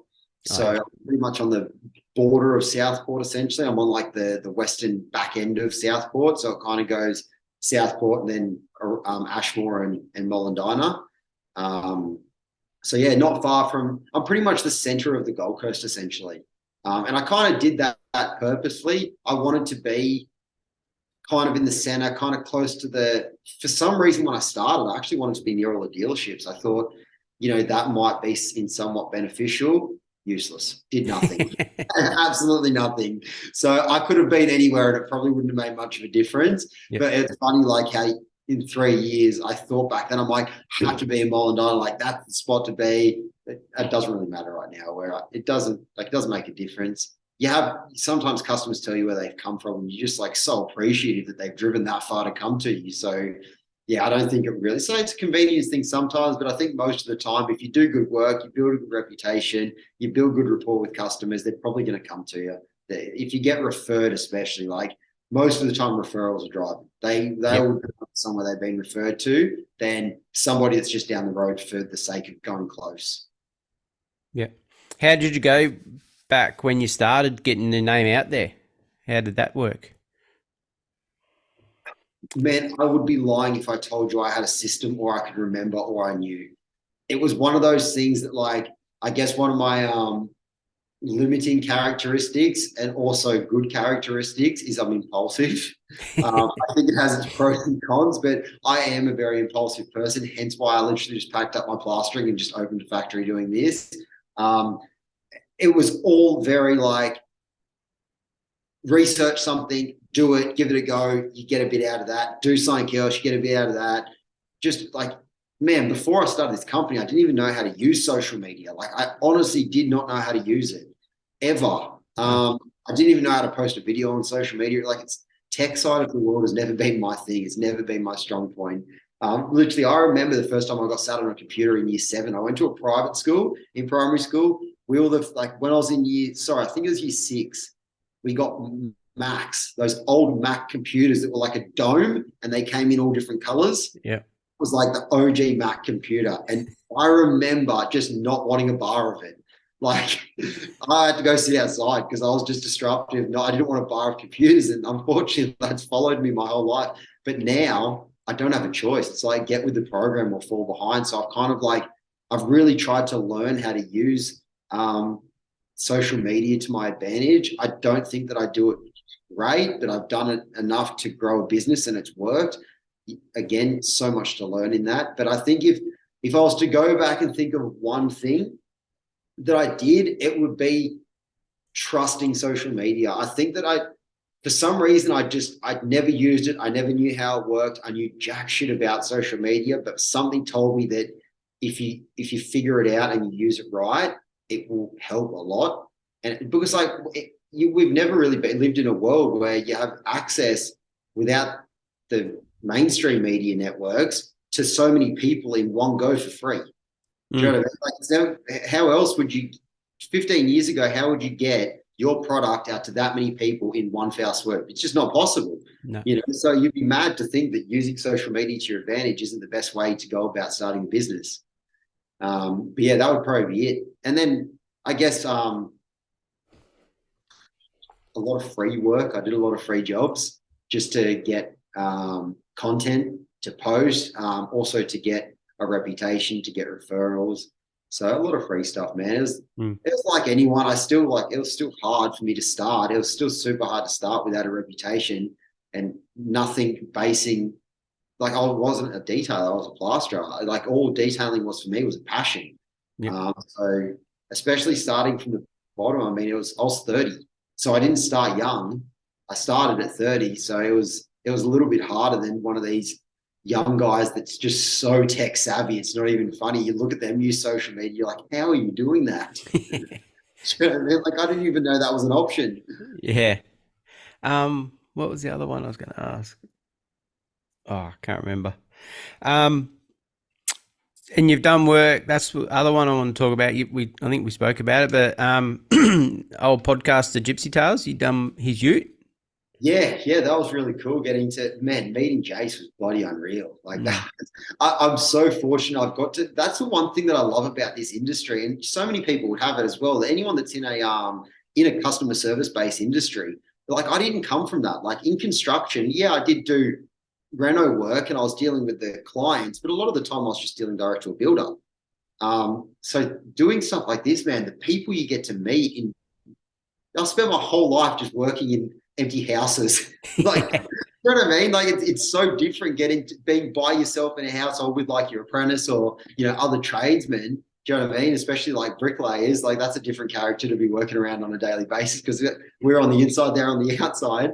To working with, just, you get to meet so many interesting people. And I guess I've been super fortunate to meet people like Jace, and, that all came from working with Patriot. That's how that all came about, because obviously Jace has a bit to do with Patriot, with the campers and stuff. Yeah. But yeah, man, like, getting to just have a chat to him we had a good chat outside the shop for, God, man, it felt like a while. Like, he's a really good dude, really interesting guy, super, super down to earth guy. Even to the point now, like, if I shoot a message or say something that he's posted, bam, like, respond. He's just such a down to earth guy. Like, he hasn't let what he's like, the success he's had from that podcast in any way go to his head. He's just such a normal dude. And it's so cool to see that, because unfortunately you do meet people that are the opposite. It much lower success rate on their social media, but their ego grew a lot quicker, unfortunately. And I've met those people. It's just like, some people just take it too far and just get, like, I don't know, social media has that power of people. That's one of the things that I've learned with this business. I have got to work with a fair few of them. I love working with people that are super down to earth, that have had heaps of success, whether it be social media or just in business. Like, I had a guy the other day, man, he has quarries, super, super well off fella. I was doing his RAM. You wouldn't even know the guy was successful, like, if you just saw him on the street. Just a super normal, down to earth dude, wears normal clothes, speaks like a normal bloke's bloke. Like, I love meeting different people from different walks of earth, and just hearing their story and how they've succeeded. I mean, that's what I was saying to you earlier, man. Like, I'm such a podcast person. I love it, because stuff I listen to is just listening to success stories. I did the whole motivational business podcast stuff in the earlier days, but it became a bit much. It kind of like, it's like a repeat.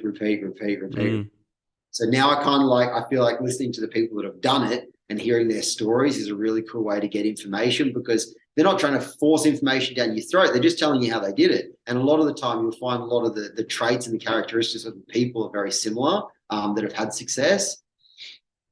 So, yeah. Because I messaged Jace the other day, because he's now based in Dubai. So I said all the best, and and like you said, he messaged straight back. So, because I've messaged him every time he does a good one, I sort of, that was an awesome pod. And sometimes he's asked, what are your thoughts? What do you think? So, I've listened to him from day.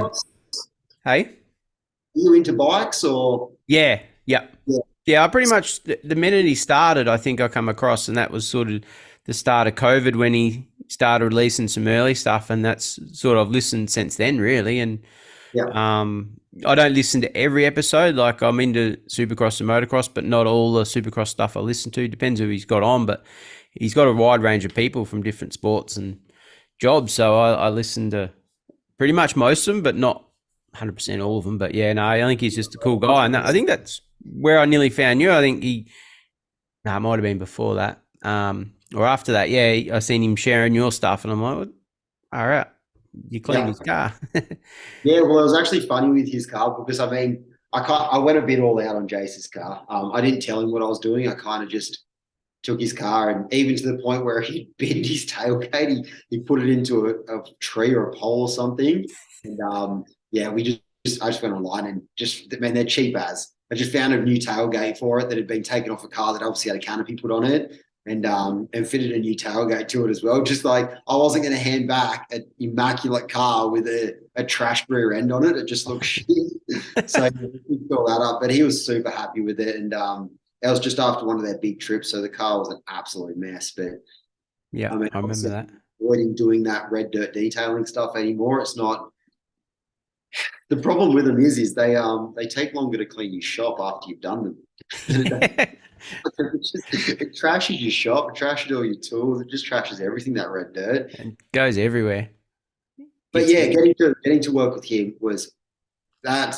I would say that's like one of the top three highlights of the last 3 years of my business is getting to meet Jace in person. Somebody that I've listened to. Like I was saying, I'm not a motocross person, so a lot of the motocross stuff I don't really listen to. That being said, but there's so many podcasts on his list that he's done that aren't motocross. You know what I mean? Like the guy interviewed Daniel Ricciardo. Like, how cool was that? Yeah. Like, listen to that podcast, and you know what? It was very close in time. So we actually spoke about that. And he was telling me some stuff, and I'm just like, I'm standing here with a dude that literally has like a friendship with Ricardo. Like that was really cool because it's like, how many degrees of separation from Daniel Ricciardo are you in that moment? So that was really cool. But yeah, I mean, that was one of the highlights of my career in this business for sure. Something that would never really happen back when I was plastering. Yeah. Even the one he done the other week was I didn't know about this guy at all, and I said that was an awesome pod, even if I didn't know the guy, but now I know of the guy. But he's another podcast, Den and Kemp. Oh yeah, Alpha Blokes. Nah, this is I think Bloke in the Bar. It's about an NRL. It's an NRL sports podcast. Oh yeah. Yeah. Yeah. Yeah, and yeah, I listen to Alpha Blokes too, so Yeah. I can relate to all them boys being miners and stuff. So yeah, I thought that was interesting because he does a lot of stuff around content, so content creators and stuff like that. So as well as sports people, and that's sort of where I've liked it. And yeah, it just was funny when you posted doing his car, and I was like, yeah, that's pretty cool. Yeah. So yeah, no, it was definitely cool because, like I said, I've been listening to Gypsy Tales for ages before that. It was just so random because it was out of nowhere. Like I picked up the phone one day and he goes, like I had been speaking to him through social media, but like it's always so much different when they call him. Like, hey, it's Jace from Gypsy Tales. It's just like, do you know what I mean? You're like almost, because they are, man. Like they're like celebrities to us because we don't.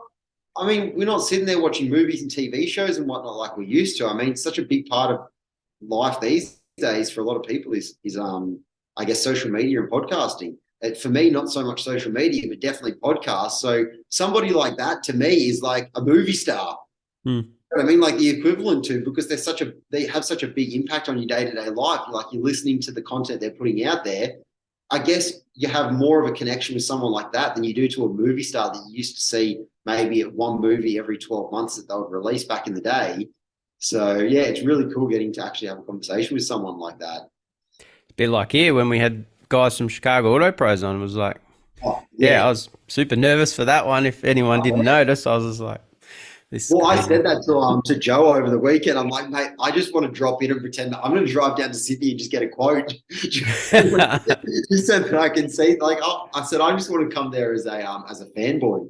Yeah. I reckon it'd be cool to meet the bloke. I mean, he's done so bloody well. Yeah.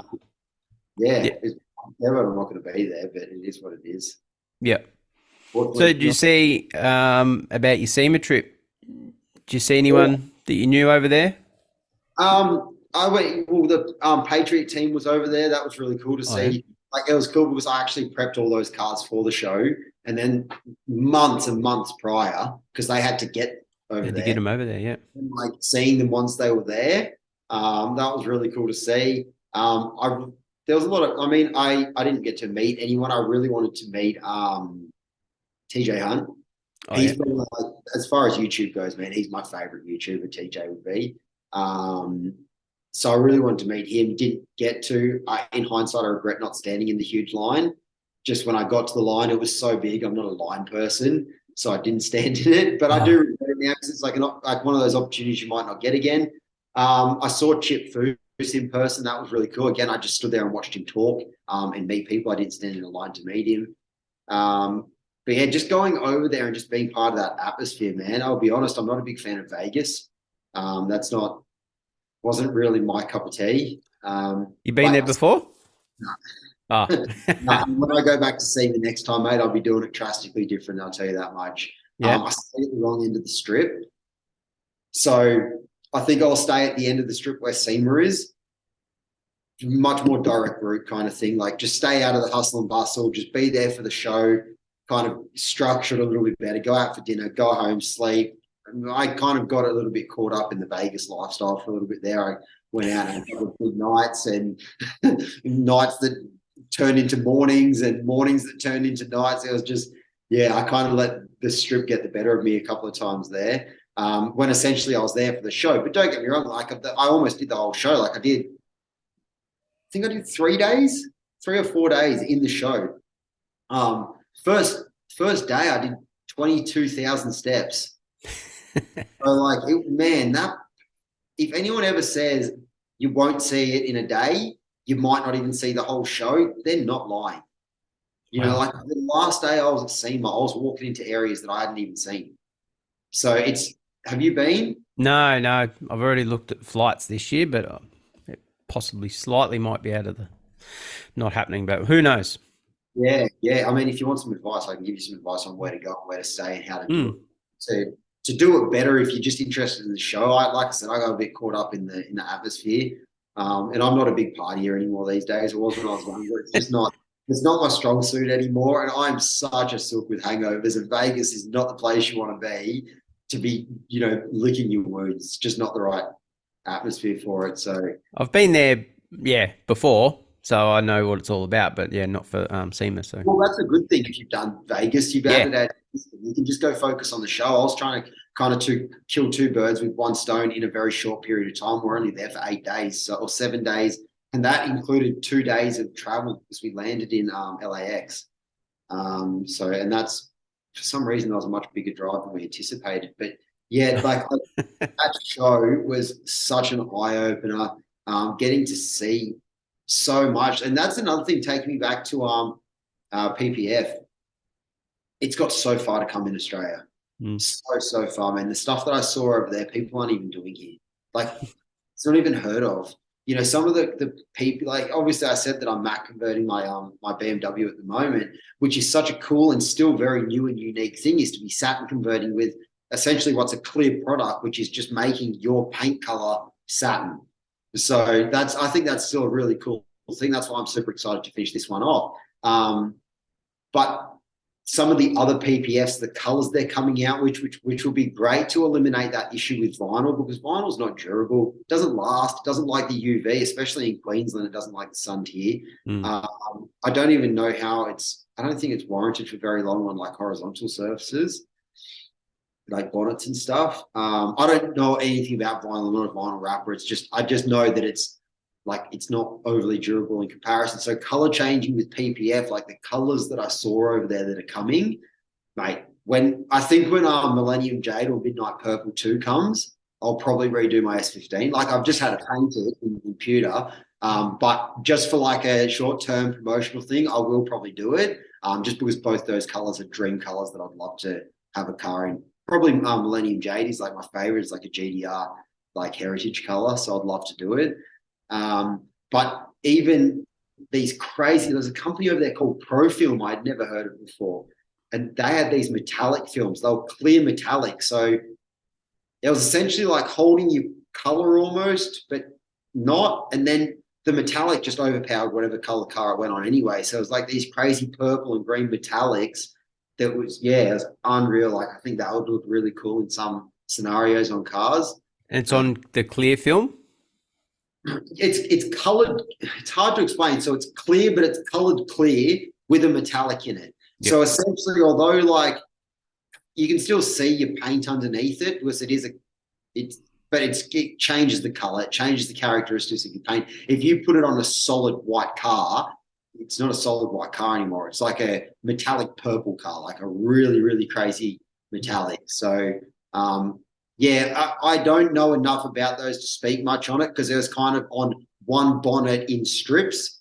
So I kind of knew what it looks like on that black car's bonnet. It'd be really cool to play with it and put it on different colored bonnets and see how it works with different colored cars.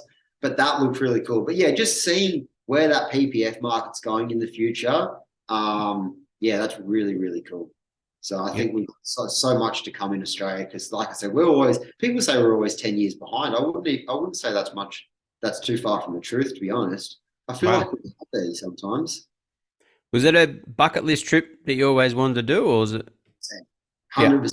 Well, before I even started this business, mate, SEMA was always a bucket list trip.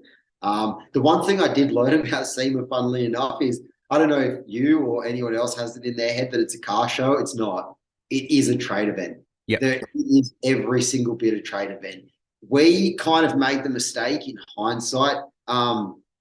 We went through IGL. So when you wear your lanyard thing with your parts on it, you get categorized in, I think there's a couple. You have like, the main thing is buyer. But we were actually on ours. It was, it's downstairs. I can't remember what it says now. It's like Exhibitor or something. Exhibitor, yeah, exhibitor. Yeah. So nobody wanted to talk to you. You couldn't extract info, because all they want to do, all their job is to scan your pass to get your contact information. And if the contact information on that pass isn't actually you, they're not interested. And the other thing they're not interested in is they're worried that the company you're with is their competition and you're trying to extract.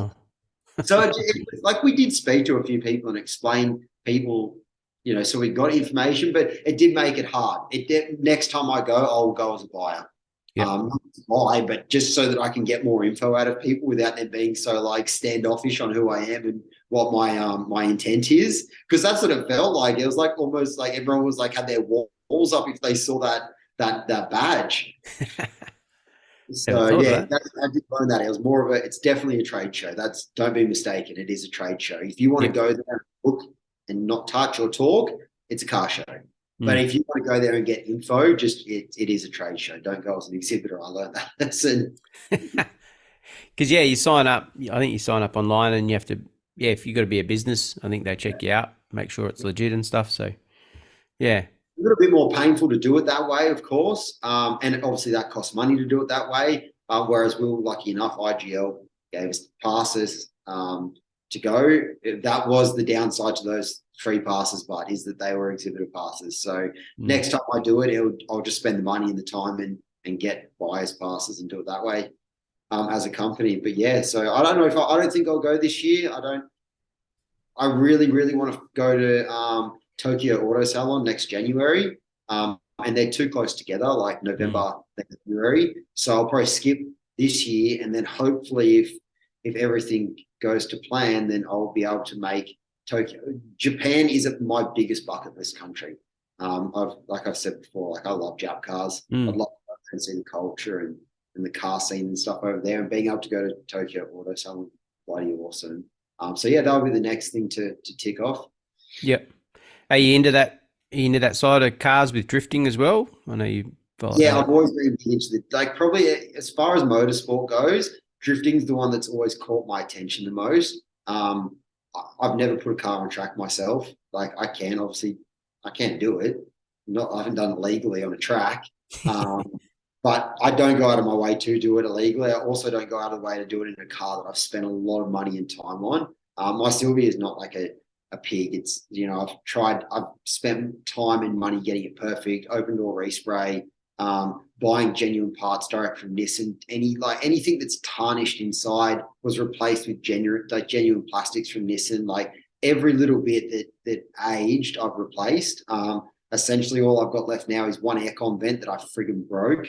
And I want to replace the seats with what I can get perfect. They're fine. All the bolsters are held strong, but the fabric's kind of getting a bit, it's not perfect. And I want it to be perfect. Yeah. So like, yeah, I'm not going to go out and start thrashing that car on a racetrack. That's not, but I have told my wife, as my son gets older, I will be getting something that we can get on track and start having some fun. Cause like, I want to raise him in motorsport. Like, I love cars. He's kind of, for some reason, at even 18 months, taken some crazy, interesting cars. I don't know why, but he has. And if that, like, I would like to support that. I mean, I have a great relationship with my parents. My dad was never into cars like that. So I guess he didn't really get into the car stuff with me or have any interest in it. It just wasn't his thing. But like, I think it'd be cool to get into that type of stuff. And for me, drifting was like, I'd love to get into racing, but I mean, God, that's an expensive sport to get into, isn't it? Yeah. So yeah, I think drifting, I mean, I probably wouldn't go down the path of an AU Falcon like everyone else in Australia right now, but Yeah. I'll find something decent, something to get into that I don't care about thrashing. But yeah, I'm just a spectator. I'm a passionate spectator of the sport, but yeah, I've never been willing to spend the money or put my own car on track and do it. Yeah. Yeah, no, I'm pretty much the same. I think AU's Falcons were only made for drifting. I think that's all they were built for, I think. Yeah, they seem to be bloody indestructible, mate. I mean, I think they have some overheating issues, but you fix that radiator problem up, and they don't stop. They're just a reliable missile. Yeah. So even on my commute to work every day, there must be like a few guys up here that are into that AU thing, and they street drive theirs, and they've just got like the big steelies hanging out the guards, and you know what I mean? Like, it's just big. I remember when my mum had an AU Falcon brand new. We bought it from the dealership just down the road from my factory. You know, I think what are they, like 2001 or something, AU? Yep. Around that, because I think BA was 05. So Yep. yeah, like, she had one brand new, man, and I'm like, I look at an AU Falcon as my mum's old car, and man, I think they're idiots. Like, I was never a fan of them, but now they've like just gained so much popularity. I went online the other day to just look what they're going for. It's just absurd. Yeah, they weren't, the nicest looking cars in their day. So, but yeah, everyone else seems to love them, especially for drifting, apparently. Yeah, that quality Ford diff they have in them is I think that's the straight six and the diff. Yep. So, Well, we might get into our 6-stage questions for you. Can you remember what your first ever detailing job was? So for this, I guess there's two answers to this question. I remember when I was 8, my first detailing job or car wash job was a lady that lived down the road. I used to wash her car. That was like my first ever customer. We used to put flyers in the street, like just handwritten flyer things, to wash cars. And that, I remember that. But my first proper detailing job, I guess, when I started Codex, was I can't remember what, it's a little Lexus hatchback thing. And it was my wife's cousin's car, which was her mum's car. And it was like this incredible blue with like a purple metallic through it. And man, when I got it, it was like, it might as well be black. It was just so dead. Like, it was such a dead paint. And, you know, I sanded it and got it back to just, it looked insane. It was such a satisfying thing. I love doing it, but unfortunately it's gone back to where it was because it wasn't looked after the last 3 years. They asked me to do it again.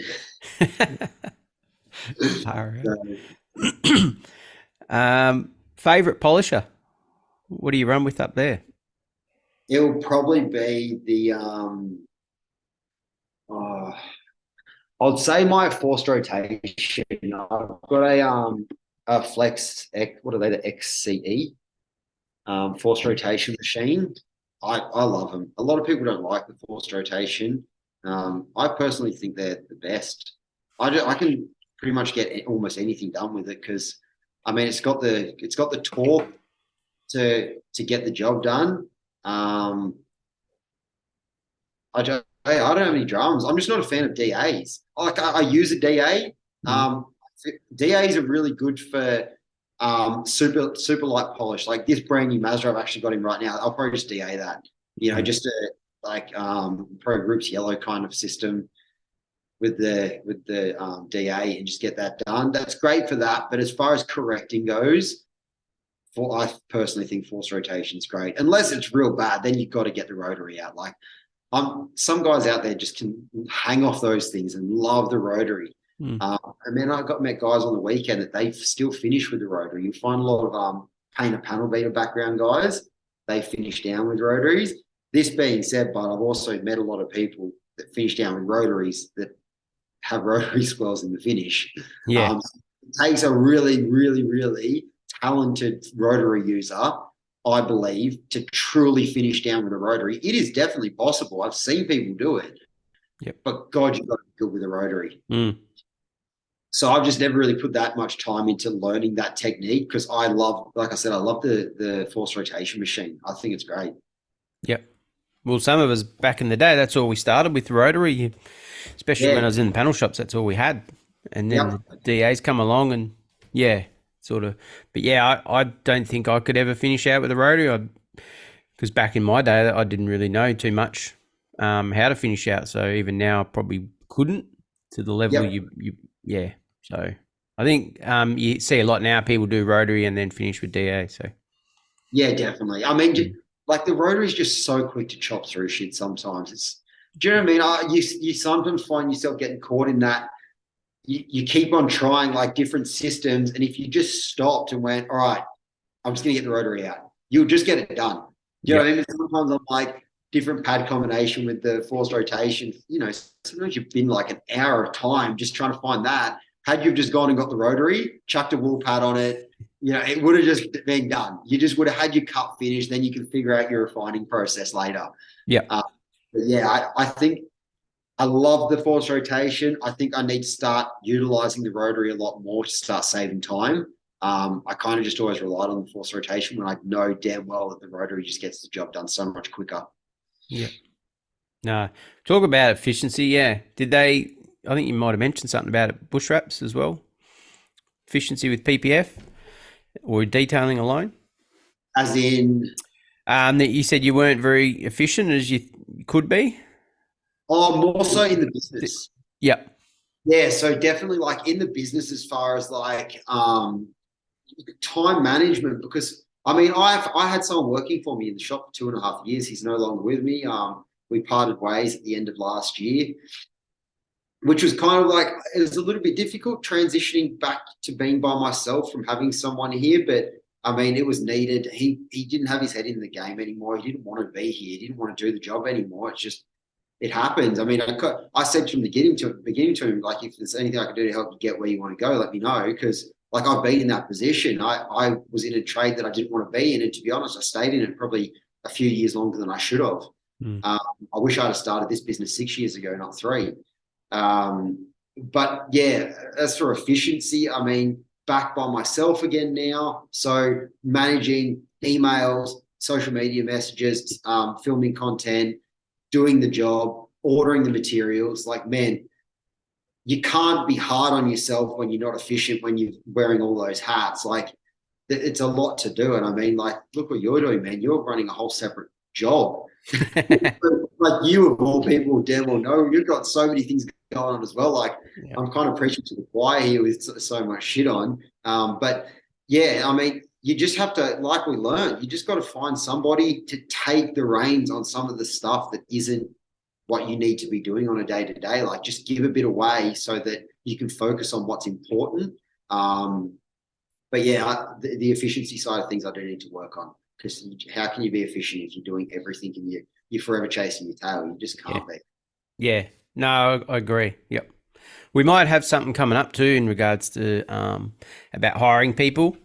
Oh, yeah. And stuff like that. Yeah, I've had someone reach out and we might do an episode about hiring and having employees and stuff. So, because we do talk about it a lot, like trying to get the right one, and then are they just there to get going and go out on their own again and stuff like that. So it would be good, because it doesn't just need to be a detailers podcast based on detailers, does it really? It's like it's so much you could do with this space, to help grow the detailing industry itself. And that's like a really good option, is like getting people on that can, give an outside perspective on how to grow a business. It doesn't need to be a detailer to talk about it.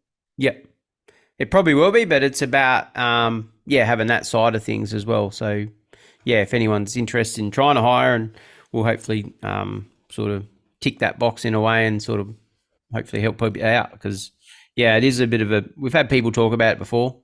Yep. And then most people do have employees, like, you don't, but obviously you used to, and others happy to work on their own, stuff like that. So something to chase. What's your dream car? I got two. That's all right. 34 GDR, Yep. and GT3 RS. Yeah. So, I mean, I couldn't even imagine how many people out there are sitting there going, it's everyone's dream car, like both of those. But I mean, at the end of the day, there's a reason for that. They're engineering icons from both two separate manufacturers. Like 34 GDR was one of the best things Nissan ever built. And you can tell that by the friggin' value of the things right now. Like, they were just such a great car. The RB26 was like one of the greatest engines Nissan ever developed. And then the GT3, I mean, it's Porsche. I mean, aside from the Boxer, did they really ever do anything wrong? Not really. So, I mean, I love Porsche, and I think I love the GT2, but realistic goals. Yeah. Realistic goals. No, they're very nice, very expensive over here. They are. Favorite detailing tool or product? I thought about this one, and man, it's a hard question, because like there's so trying to narrow down what is your favorite. I kind of put it into a way that I looked at, like, what tool is the best tool for what it does? Like, what tool do I love when I need it? The IR curing lamp. Oh, yeah? I'll never touch it, man. It's just like an expensive, oversized thing that sits in my shop. But man, when I need that tool, it is just like the best thing to have. Like, when you get a customer come in and say, can you remove the black vinyl on my roof? Everyone knows that's a shit job. That is a 5-minute task with a curing lamp. Do you know what I mean? A job that you're trying to sit out in the sun, pulling bits and pieces off, and then you're trying to use a heat gun or a caramel wheel or whatever. It's, mate, curing lamp, sit it on there on freaking 80 degrees for a couple of minutes, deal with the sunburn on your arm and work in front of it, but it will come straight off. Like, it gets the job done, you know? And the other thing as well is, like, I found that you'll never get a wheel coating to work as well if you don't cure them. I don't know why. I just find that wheel coatings love to be cured. It might be an IGL thing. I'm not the only person that said that, but I've seen a lot of people bake wheel coatings, so it must be through a range of different brands. But yeah, I think probably that, or my hoist. The hoist I have a love-hate relationship with, because it pisses me off at the best of time because it's in the way. Yep.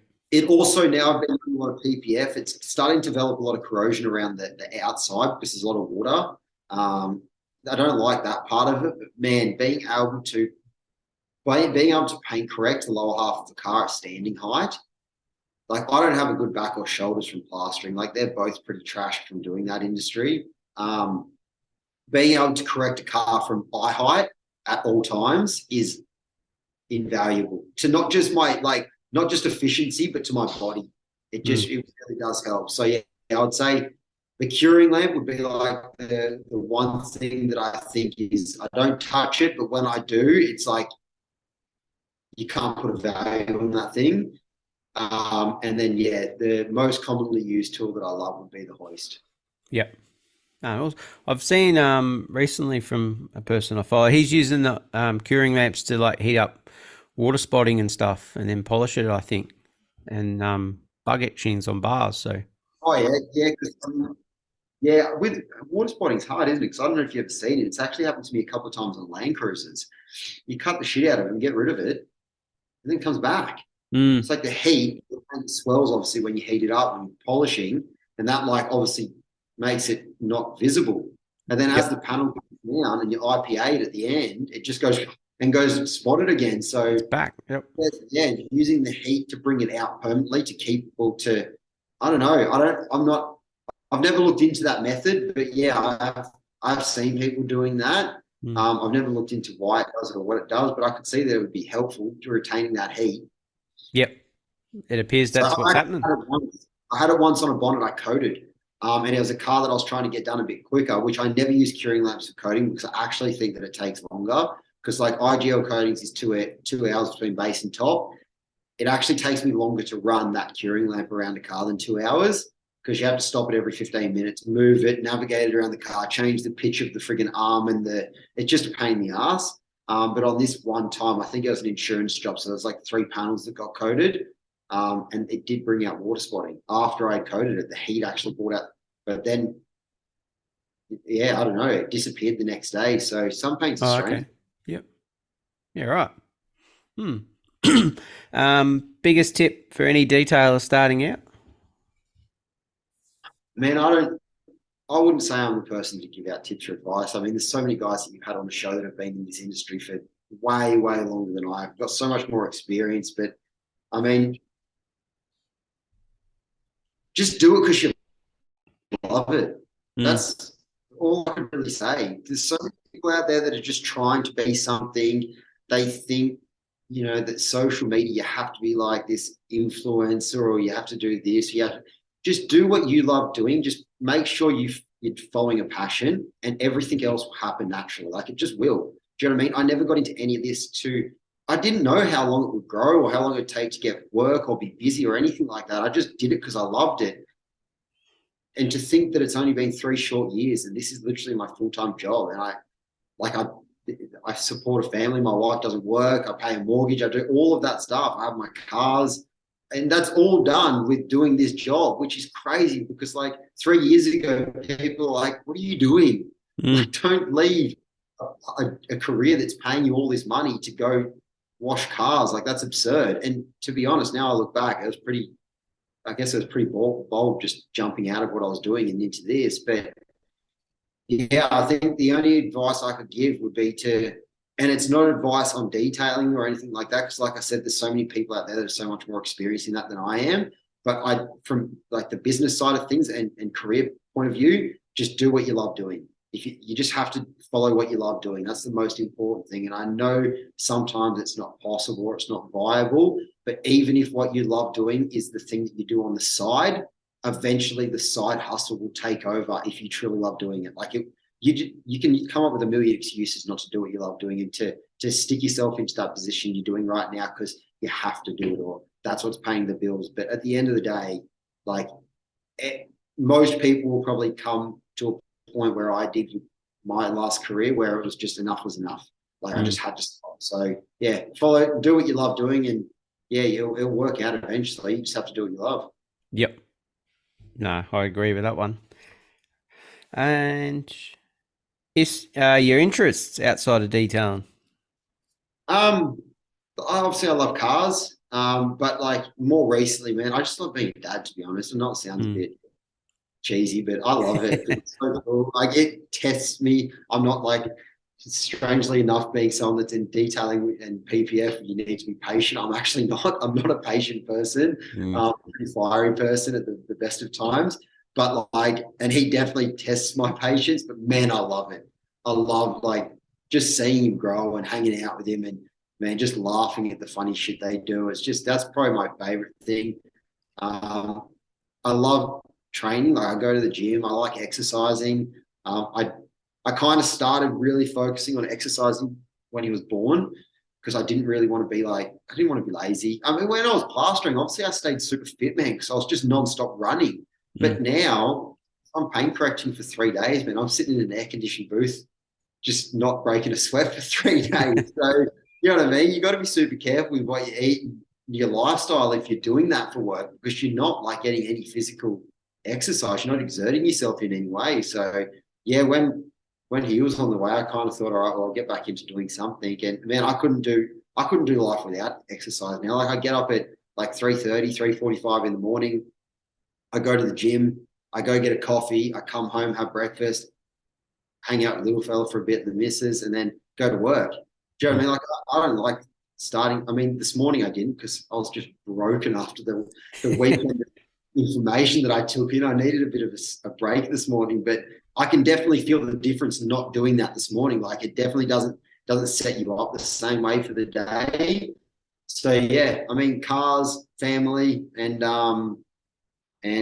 exercise. That's pretty much what I do outside of work. It's pretty much what the life consists of these days. It's a lot different to if you had asked me that question like 5-6 years ago. But yeah, that's Yeah, what I no. do. Wait till they're about 3 or 2 to 4, I think. My young fella's only nearly 4, so yeah, that's sort of when it gets. Yeah, I think it gets even better. I reckon. So Yeah, yeah. Well, I mean, people say it gets harder. Like people say, "Oh, wait till he's almost 2, or it gets harder." But it's like it just. All I can say is it gets different. It mm, doesn't. I don't know if it gets. Don't get me wrong. My wife might have a different opinion. She's the one that stays at home with him all day, every day. She's the one that goes through the tantrums and the stress. I kind of just get the morning and the night time. yep, So I take my hat off to that job role for sure. I definitely couldn't do it. But I think it just gets different. It gets like, you think that chasing a crawling baby's hard work, and then they start walking, and you're like, Jesus Christ, where are they? And then they start climbing, and you're like, crap, get off there. Do you know what I mean? So it's just different. It's just a different challenge. But yeah, that's why I love it, because it's so enjoyable seeing them grow and just learn things. yep, yeah. Once they get on a bike as well, young fella's not long got rid of his trainer wheel, so he's gone, he's off. So but he's really good on the road or on the footpath. So yeah, then Yeah, I get my BMX out and we both go riding. So that sort of makes it even better.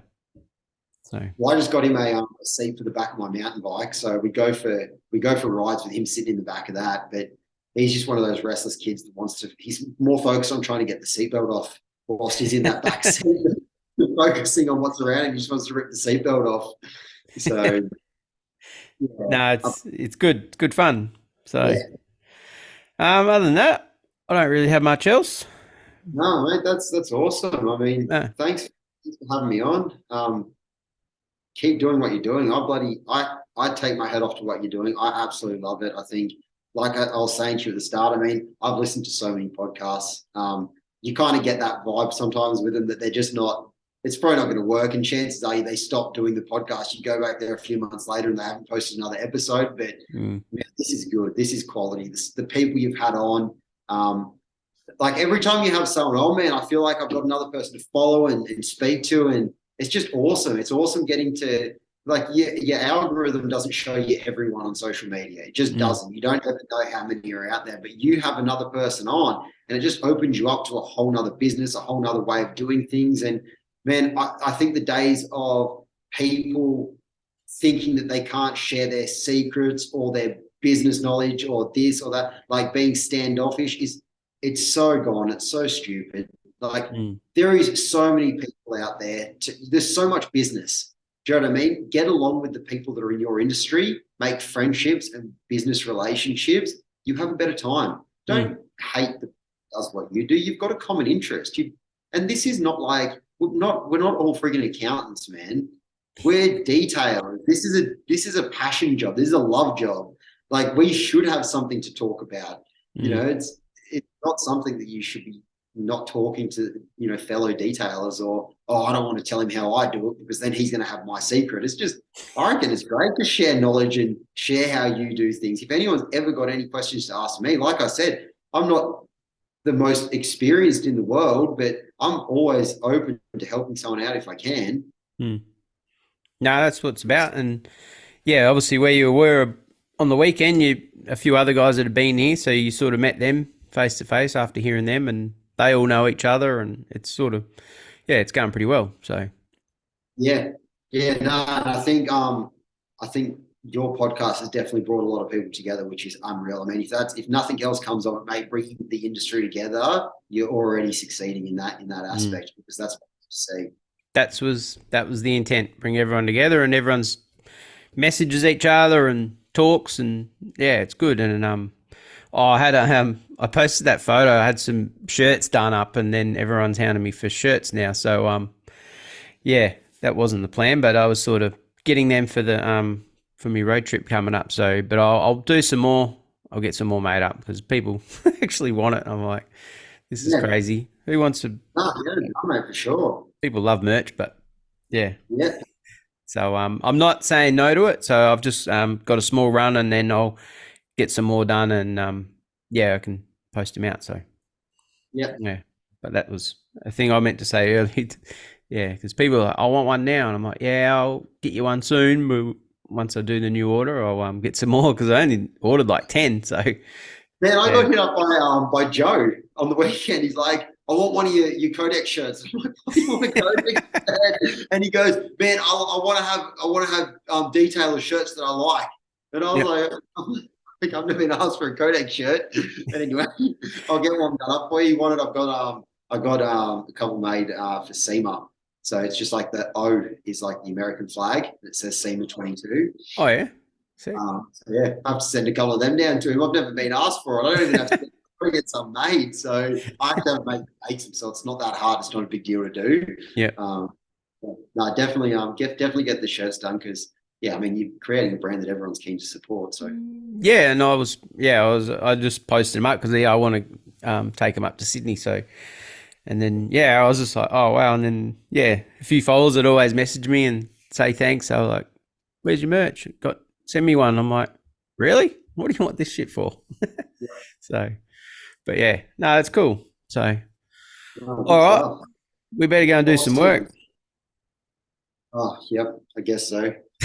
Get the Monday morning started. Mad Monday, or that's what sometimes I call it. But I've got a new car in now, so I'll be a bit happier now.